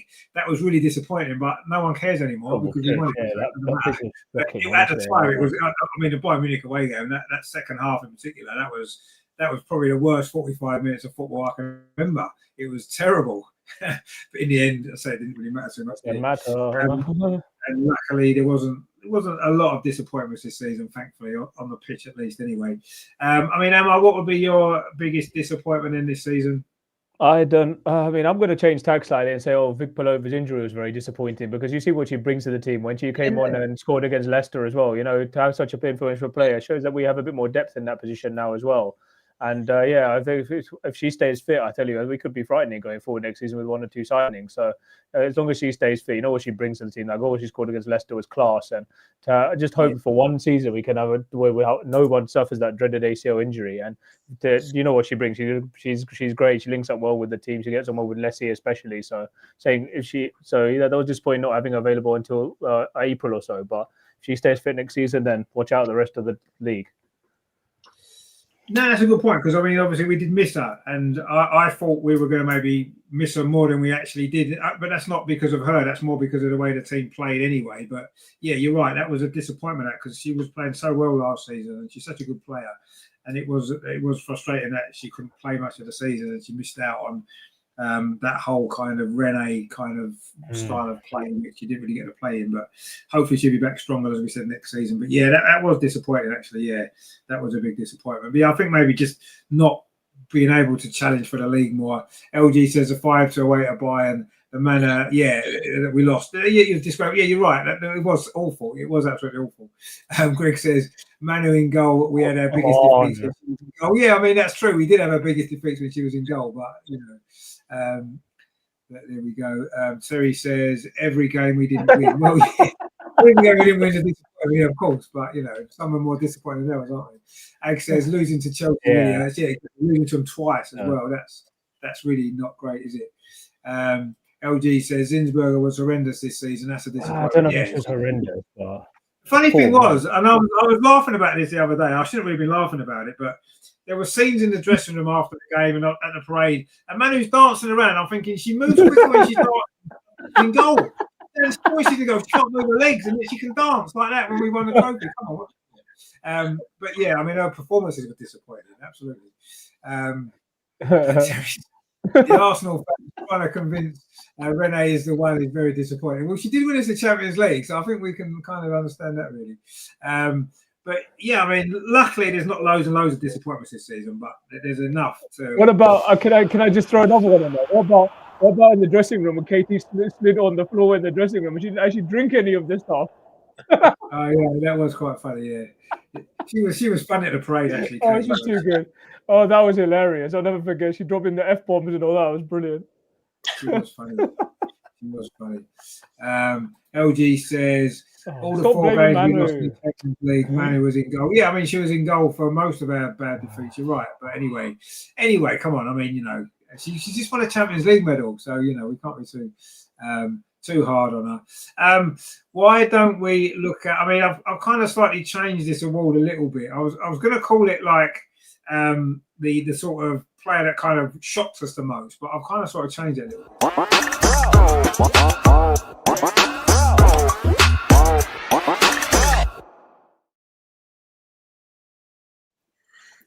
Because that was kind of what I meant, really. A player that kind of surprised us in a way. You know, and I think for me, Katie Reid, when she came, she played a few games pre-season. When she's come into the team at 18 years old, you know, I think she's been phenomenal, really. And she's got a great career ahead of her. And I was kind of shocked at how quickly she adapted to playing in the first team, you know, and all her qualities and stuff. I know she didn't play much, but when she's played, I think she's gone over and above the expectations that I expected of her this soon in her Arsenal career. So, you know, it shocked me, not in a bad way, it shocked me in a good way.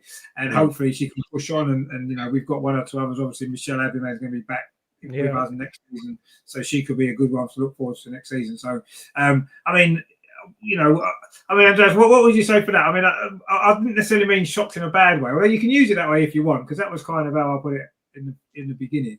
No, if you define it this way as shocking in a positive way, I can only agree with it. She is a prospect and a big talent, and if we play her and give her the minutes she deserves, then she will be a lioness in the near future. She has everything, and she's tall. She could be she could solve our aerial problems, and she had she had a very good first season and got minutes in the league, in the Champions League. So yes, I agree with Katie Reed. And another one is Kyra Cooney-Cross in the first half of the season. I'm a bit sad that she fell out of the team and didn't get minutes in the last games in the last months. But in the first half of the season, she had really her breakthrough and showed how good she is, how important she can be for the team. So this is a name I would mention here as a positive shock. Yeah, no, that's fair enough. LG said, I disagree with Katie Reed. I haven't seen anything special about her. There's been her 5 games show. She's not really. Yeah, but she's playing at right back. She's not a right back. She's a centre back. So you can't judge her in. She's 18 years old, playing in a position that's not her natural position. A slightly weakened team, if you like, that wasn't focused on the game. I don't look on that Aston Villa game. Anyone who played in that game, I'm not going to judge him on that one performance. Yes, she didn't play well in that game, but nobody did. But she was out of position. When she's played in her proper position, she's looked really good. And I want to see her develop there because, as Andreas says there, we've got maybe there's a problem there that she can solve with qualities. But yeah, and I think for England, you've got. I mean, Esme Morgan was playing centre back the other night. Yeah. I'm not saying Katie Reed's a better player than her right now, but I think she's got much more potential than Esme Morgan. So yes. I think she's going to be a great player, Katie Reed. I really do, and she's got a great mentor in Leah Williamson as well. And don't look on that Villa game. Don't judge her on that Villa game. Yeah, exactly. That's fair because one, she was out of position, and two, the team were all over the place around her. She's a young player. She needs some guidance and some help. She didn't have it in that game. She was exposed in a position that she's not comfortable and natural in. So I'm prepared to give her the benefit of the doubt. Obviously, if she starts playing like that more regularly, then no, I'd agree with you. But let's not base it on that. So yeah, I mean, Emma, what would you say would be the winner for that one then? That's pretty tough to disagree again, isn't it? Yeah, she's shown that she can come in. She's a good young player too that can fill in the roles when she's needed. So yeah, I mean, it's hard to think. It's hard for me to go with anybody else. So yeah, I would say Katie Reed as well.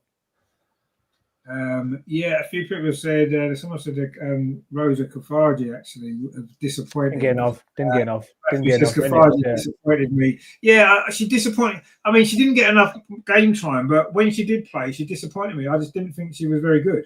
She was weak. She lost the ball a lot. I don't know. Her attitude didn't seem quite right. So I'm disappointed with Kafarji, but it's her first season. She's young. She's adapting. We'll maybe excuse her this one season, but she's got to do better next season. There's no doubt. She's got to step up and do better. 170 Gunner says that Demornay as a striker, Russo number 10. I was looking ahead to next season. Well, that would be quite nice, wouldn't it? Demornay. I don't know about that. Yeah. Well, that's going to happen. Let's be honest. I'm not sure that's going to happen. But we shall see. LG says, I would say Chloe surprised me. I thought it was a Sterling-like signing. Really? Okay.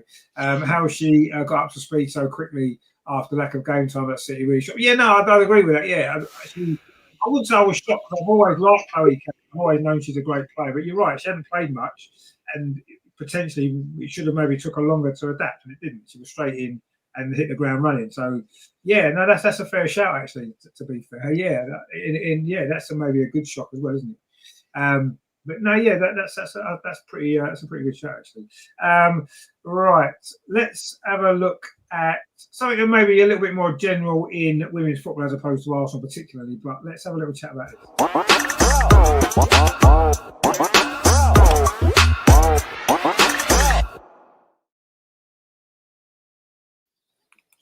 So next season, and if we could change one thing about women's football next season, what would we want to change to hopefully make it even better? I mean, Andreas, what would you change about women's football right now?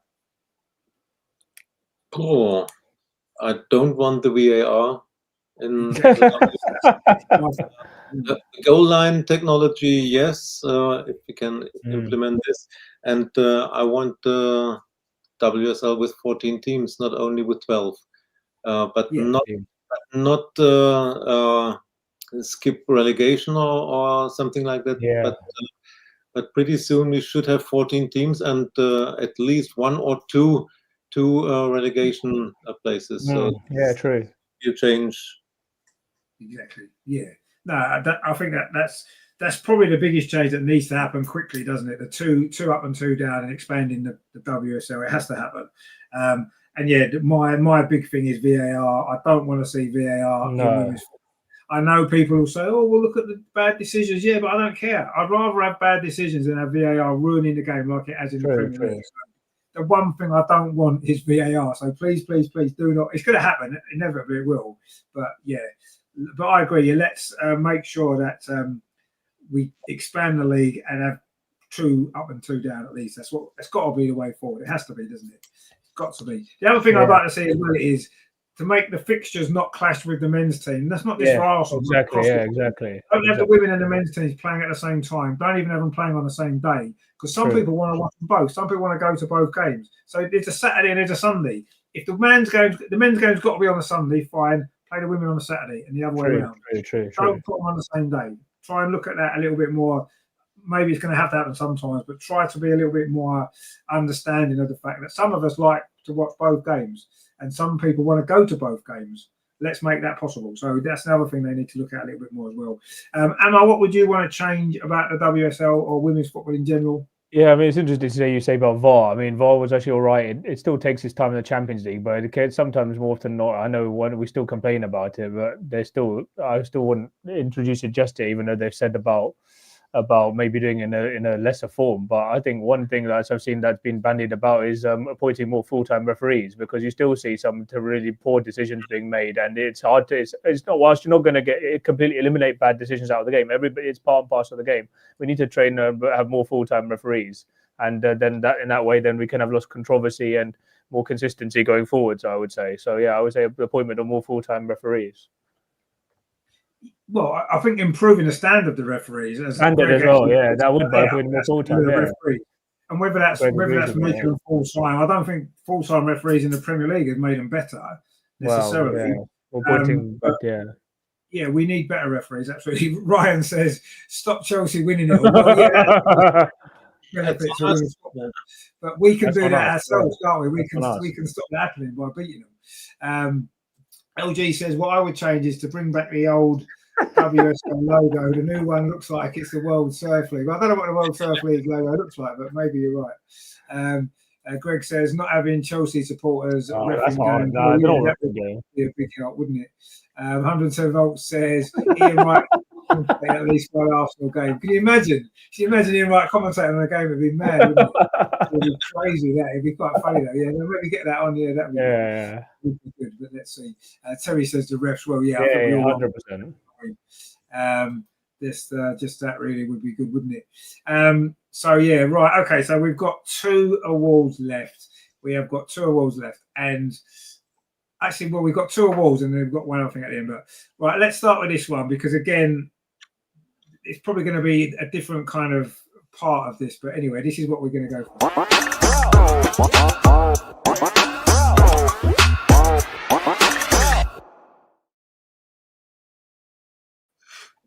So the moment of the season, there's been a lot of moments in the last week, actually. Pick one moment of the season is going to be quite difficult. I say in the last week, we've had obviously the goal that Stina scored was a great moment. Lifting the trophy was a great moment.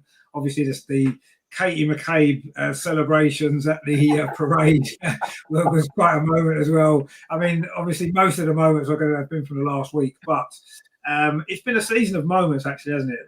Let's be honest, it has been. I mean, Andreas, what's been your moment of the season? Nothing can beat winning a Champions League, as I said. So the moment Kimi lifted the trophy together with Leah is of course the moment of the season. But to mention one maybe unpopular moment of the season was Jonah's retirement and the appointment. It's resignation. Yeah. Of the season that changed our whole season. So it did, yes. Yeah, that's why I mentioned this Jonas' retirement, Renee's appointment. Yeah. I mean that's a fair point actually, because that did change the whole kind of momentum of the season, didn't it? So that probably was, in a way, that was probably more an important moment in the season than the final. What happened in the final? Because without that change, then without that happening, the final probably wouldn't even have existed for us. So, that is probably a more important moment, actually, thinking about it. So maybe that should actually win, because that shaped the rest of the season. I hadn't really thought of that as being the moment of the season, but actually that's a really good shout. And I kind of think that is probably the moment of the season, actually, when you think about it. Terry says it can only be Stina's goal unless Rene Arteta is on. Yeah, but the season's finished now, so that would be next season's moment, wouldn't it? But yeah, I mean, Stina's goal was an amazing moment. Yeah, lifting the trophy was an amazing moment. All the celebrations around that was an amazing moment, really, wasn't it? So we've been spoiled this last week, haven't we? Let's be honest. I mean, Emma, obviously, we know that the final is probably going to be most of the moments of the season. But is there anything else that stands out for you this season? I mean, really hard, isn't it? As I said, Vic Polo is coming back from an injury was great as well. So yeah, I mean, that was a great moment. Having the players, Chloe Kelly coming back and saying she rejuvenated herself as well was another great moment. But yeah, it's hard to beat Rene's appointment, and of course winning the Champions League. It doesn't really get. I suppose the moment where we all began to believe it was possible was a comeback against Real Madrid. So yeah, I mean, there's all moments thrown into one there. So yeah, I'd probably say that's when we began. That was going to probably began to believe that maybe something special is possible here. Yeah, actually, that comeback against Real Madrid was a big moment. Yeah, I think that was a big moment because, we were on the brink of going out and we came back, and that gave us the belief that we could go on and do something special. So, that's a fair point as well, actually. 107 Volt says... Viking P. Viking P. Vicky P. Pitch return. Yeah, the response you got from the fans, that was great as well. Agnes says, yes, Jonas' resignation is the moment of the season. Yeah, and I think that's probably right, actually. I do. The more I think about that now, the more I think of how important that was. But there's actually one moment that probably tops it all, actually. It tops winning the Champions League, it tops everything else. And that was, I think, Greg's appearance in the vlog of Andreas. The first time Greg appeared in. I think that's probably been at the moment of the season for me. I also think Andreas is singing as well. That's the moment of every season. That's not the season, is it? But yeah, all the matches in the Champions League turn it around to victory. Yeah, obviously. Greg says the final. Yeah, the final was a great moment, wasn't it? To be fair. Yeah. That was more relief, though, wasn't it? That was just relief. It was excitement. It was everything all in one, wasn't it? Every single emotion that you can have, pretty much in that second that the final whistle blew, which we've been begging for the previous 25 minutes. But yeah, the final whistle was a great moment as well, actually. But don't do yourself down, Greg. Your appearance on the vlog, it tops all of it. It does. It tops all of it. So the final actual award then is going to be the one we always do last every season, and I don't think there's going to be a lot of debate about this one this year.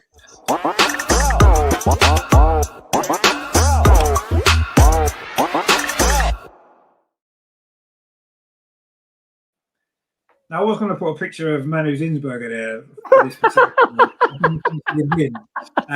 So in the end, I decided to go for the safe option and stick a picture of Mariona on there because obviously I don't think there's much doubt that Mariona has been our player of the season. She's been the WSL player of the season. She's been the Champions League player of the season. She should win the Ballon d'Or. So I don't think there's much debate about it really. But so she's going to win it. I don't think there's much question. But I think one or two other players have had decent seasons. Obviously, Leslie Russo, top scorer. Yes. She's had a great season, pushed on from last season as well. So I think she needs a mention. The way Kim Little's turned it around as well. I mean, whether she's quite had enough to be player the whole season, probably not. But she's certainly had a really big season as well. Daphne as well, of course, what a season she's had. So yeah, we've got a few runners up, if you like.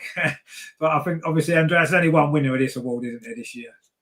Yeah, the question you both should have been who is your player of the season and why is it Mariona? There's no Mariona is our player of the season.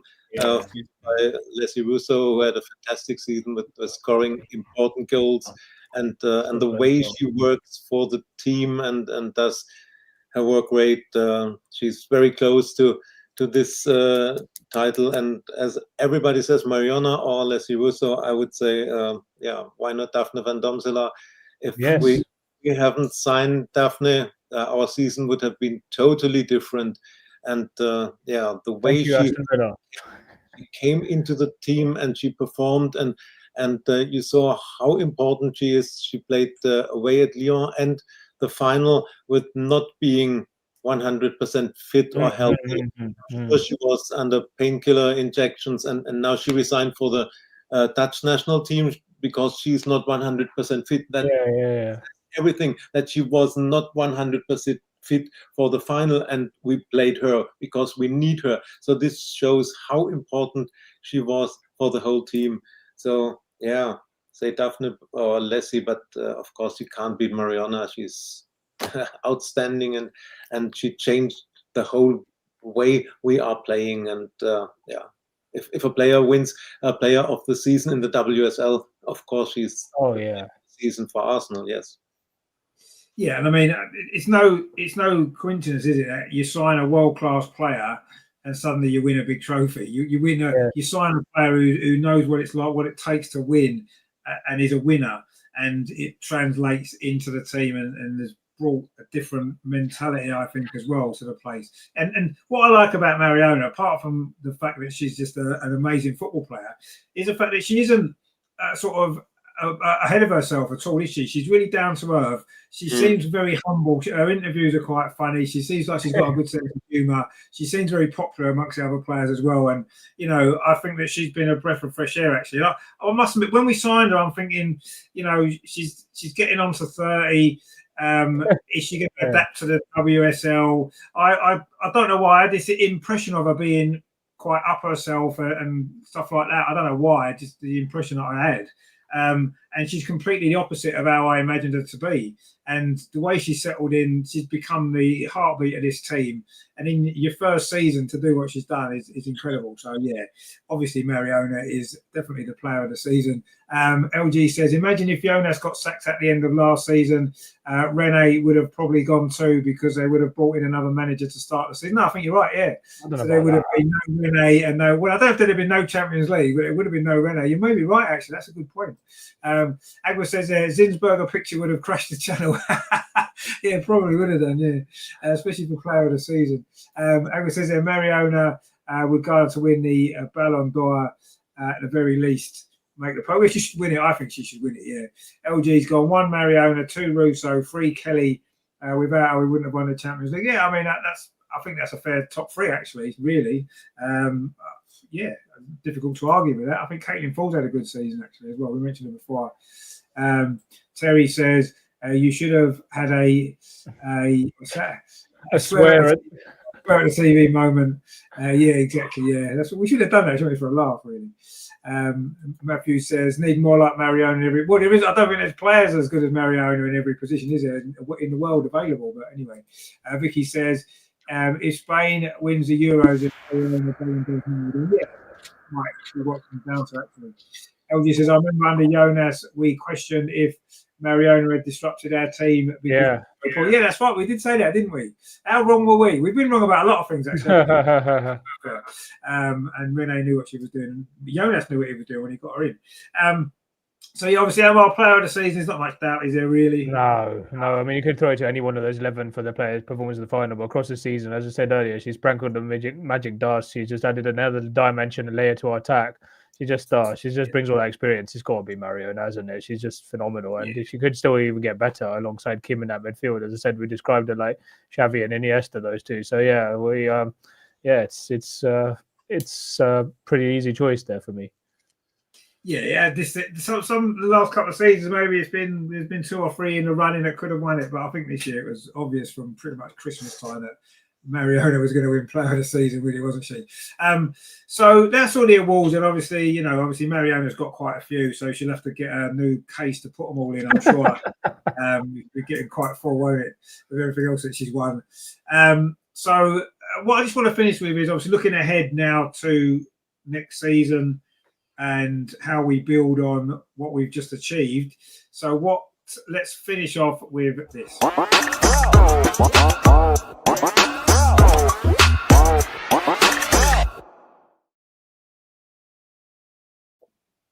So our hopes, of course, for 2025, 2026, and you saw from the picture there, the WSL trophy. That's pretty much all I want.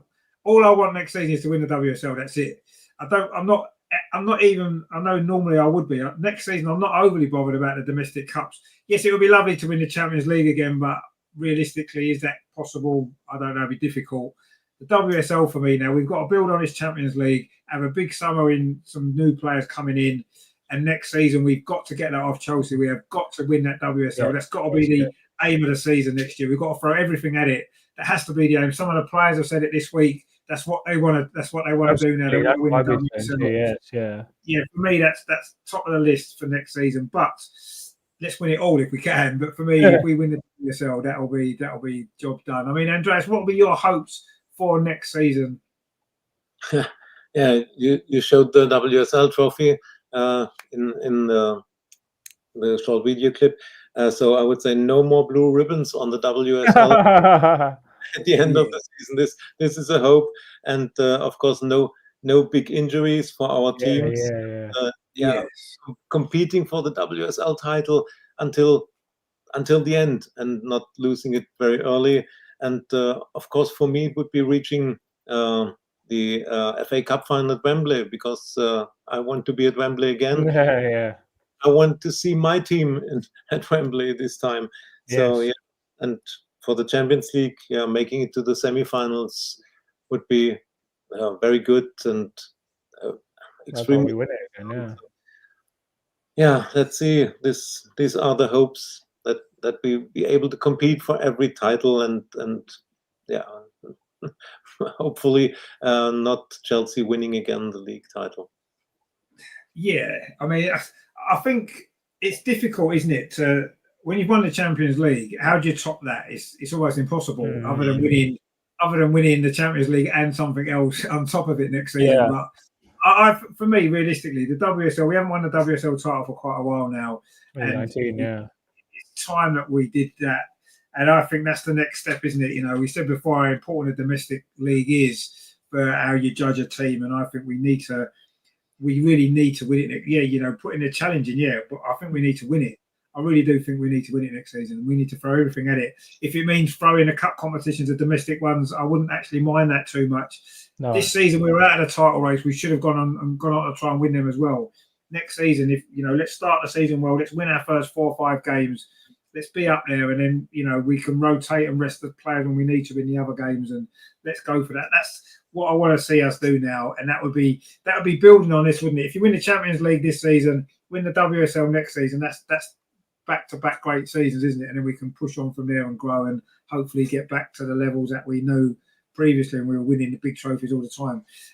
Emma, what will be your kind of hopes for next season? Obviously, the injuries is a good point as well, actually, not to have any. It's difficult, but you never know. But to add more players to add, so we can, as Andreas rightly said earlier, have that rotation which Chelsea has, and give not have the same settled starting. I mean, it's good to have the same settled starting 11, but to have a good transfer window, that's going to set the tone. If we can have a good transfer in the summer, then we can aim higher. And now that we won the Champions League, we should be able to attract that top tier talent and close that gap to Chelsea. And then hopefully consistently stay in the league title race until the end of the season and hopefully win it. And if we don't, then at least we can say at least we've stayed there till the end or whatever happens. But I mean, to build on this Champions League success, add the domestic cup as well. So I think some of the transfer window is going to be key. And I mean, the aim would be to definitely try to knock Chelsea off their perch. Exactly. Yeah, that's what we've got to do. That is what we've got to do. Greg says, we've got to play all our home games at the Emirates. Boreham Wood pitch isn't good enough. Yeah, I mean, I don't know whether that's going to happen next season, to be honest with you. But you're right, the Boreham Wood pitch, certainly in the second half of the season, was terrible. Really, really bad. It probably cost us that game against Liverpool. I know we should have played better, but yeah, no, you're right. We should be playing every game at the Emirates, but let's see what happens. LG says, I heard we are interested in Elizabeth of I don't know. To be honest, I want players I know are good, not players I haven't watched before. So go for someone like Olivia Smith or Trinity. I think we know Olivia Smith would be great.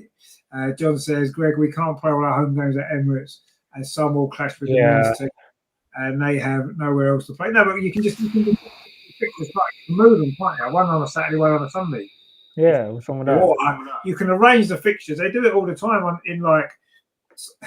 in like a Sunday league, if you've got two teams playing on the same pitch, one week one's at home, the other week the other one's at home. They can do that in this. They could do it. They could sync the fixtures so that they wouldn't clash. They could do it if they wanted to. But it's more about money anyway, isn't it? That's what that would come down to. I would like to see that happen. I would like to see us move into the Emirates permanently, and that to be the women's team's home. Absolutely, that should be the next step. But it's not going to happen next season, unfortunately. We are still going to have to play some games at Boreham Wood, and unfortunately, that might cost us with the pitch. You're right, but yeah, let's. The most important thing for next season, the injuries. I like that. We need to pray that we don't get serious injuries, and we need to build on this season's success, don't we? And winning the league title would be a good way to do that, wouldn't it? Unless you win the Champions League 2 seasons in a row, which would be something quite amazing, wouldn't it? But anyway, let's wait and see what happens. So that was the 2024-2025 season. It wasn't bad, was it? In the end, no, of course wasn't too bad. We've had worse seasons, haven't we?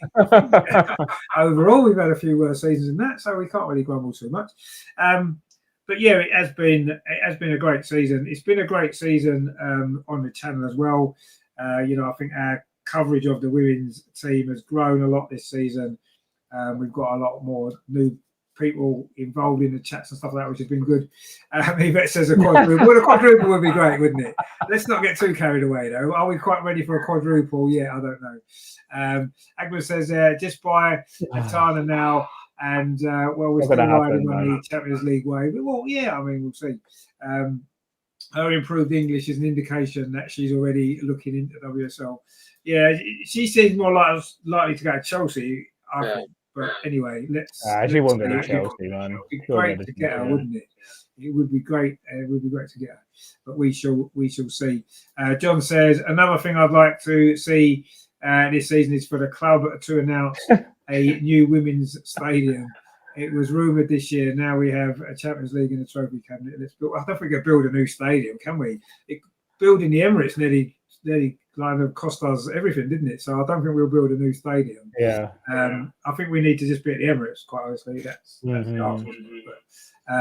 But let's see. So yeah, it wasn't a bad season, was it? Let's be honest.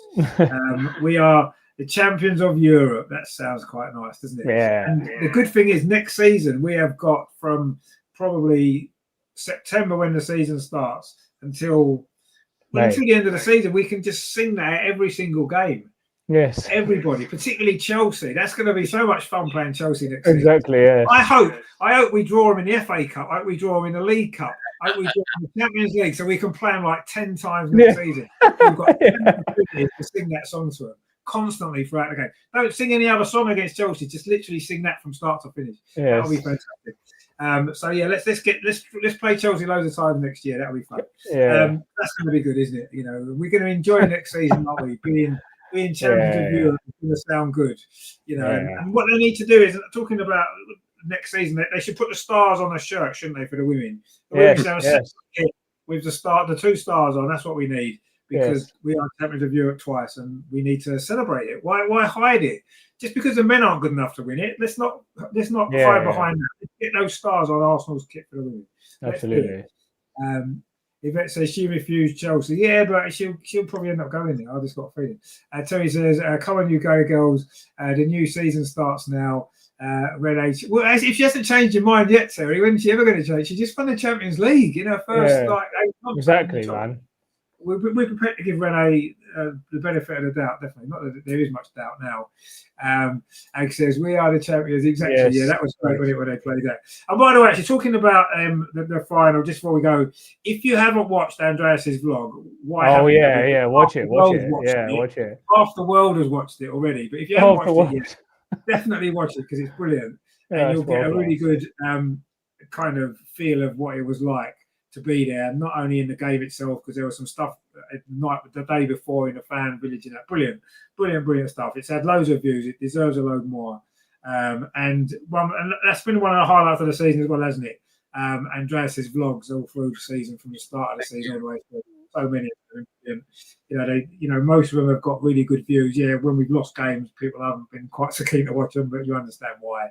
But next season, and whether we win, lose or draw, watch the vlogs anyway, because the vlogs are good, regardless of how the game went. How the game went The vlogs are great, so watch them anyway. But yeah, that one from the final was absolutely brilliant. The best one yet, I think. So definitely check that out if you haven't already watched it. Now, as I did touch on at the start of the show, there are going to be a few changes to the channel next season. You can see we're sort of rebranding it a bit more to favour the women's team, because I want to put the focus. I mean, the focus this season has been mainly on the women's team anyway. Certainly, the longer the season's gone on, but I just want the channel now to be more focused on the women's game. So nothing's going to change too much. We're still going to do the show. We're still going to have the games on, all that kind of stuff. We're going to have the vlogs and all that, everything else. But just going to be more focused on the women's game, women's football, the Lionesses. We're going to be doing the Euros in the summer, of course, as well. And, more stuff on the WSL and that kind of stuff rather than the stuff from the Premier League. We'll still do the odd men's game here and there, but that's not going to be the focus of the channel. I want people to understand and recognise this channel as the Arsenal Women's channel. Yes. That's what we do the majority of the stuff on. And I want to rebrand it for that. Everything's going to be focused on that now going forward. And people say, oh, it's because of the Champions League. It's not. This whole season, even the last season before, the channel's been more focused on the women's team anyway. So I just want to go to full hog now and focus on that, and that's what the channel is going to be more dedicated to going forward. So not more dedicated to, but it's going to be more promoted as a women's channel as opposed to just an Arsenal channel in general, which is where it was before. So please stay with us for that. And I know the logo is slightly different and stuff, but we are still the same. So do still find us as you was before.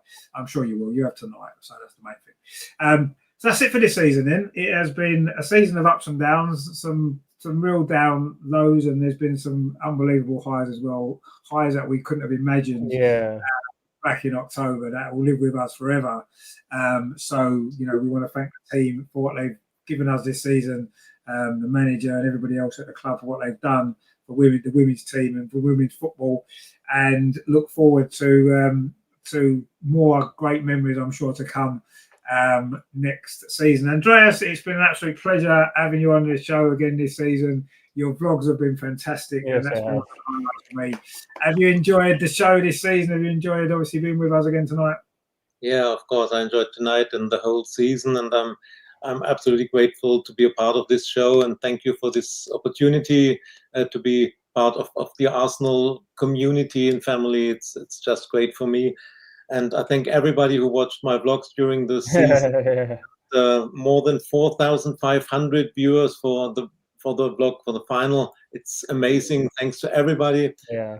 And I'm glad to hear that you will continue the show. And for me, it will be absolute pleasure to be part of the show even next season. Looking forward to it. And if you're doing something for the Euros, a show or so, I would like to be a part of it. I'm in Switzerland for 4 games, 2 German and 2 England games. So nice. Looking forward to everything that's coming, and thank everybody who was watching my vlogs. And I made so many friends at Arsenal, at the Emirates, at Meadow Park. I met wonderful people, and I'm thankful for everything to be part of this Arsenal community.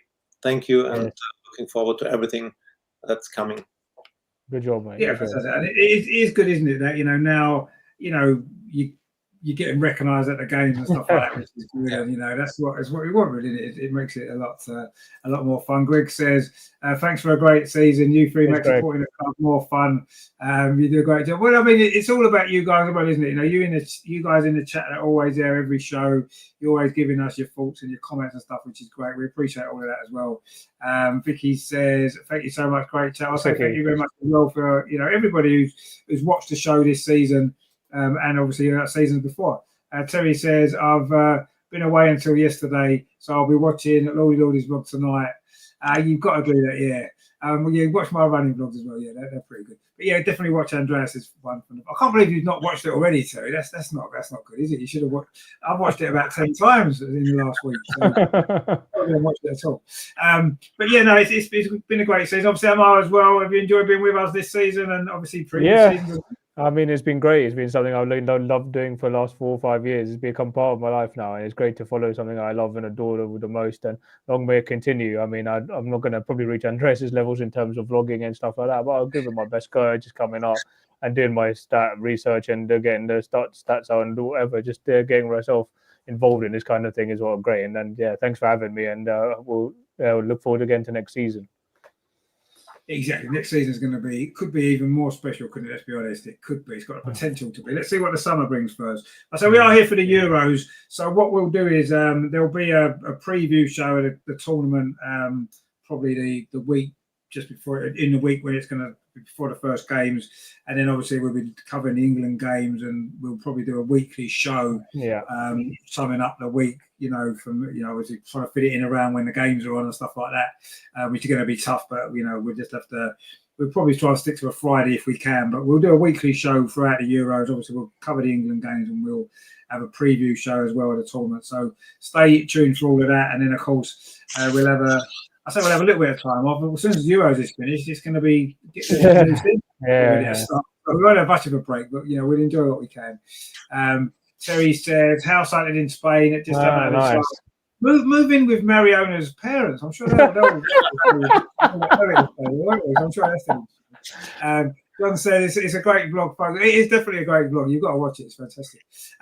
So yeah, that's it for 24-25. We finished the season as champions of Europe. We're going to be champions of Europe the whole of next season, regardless of what happens. So we can enjoy that.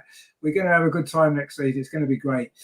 Thank you for joining us this season. Thanks for all your support of the channel. Thanks for all your comments. Cheers. Obviously, thanks to Andreas. Thanks to Amar. Thanks to Andrew who's been on. Thanks to Mike who was on. We even got a Matt on, didn't we, a few weeks ago? That was great.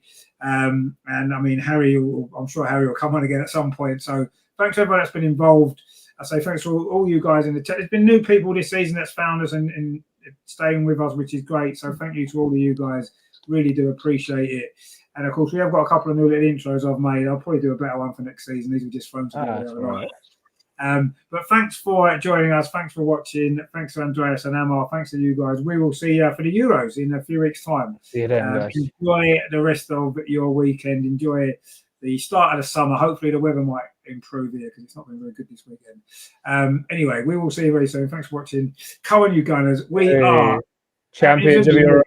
Yeah. Champions of Europe. Doesn't it sound good? It's going to be a great year coming up. So stay with us. We'll see you soon. Thanks for watching, guys. Bye, guys. Take care. Bye-bye.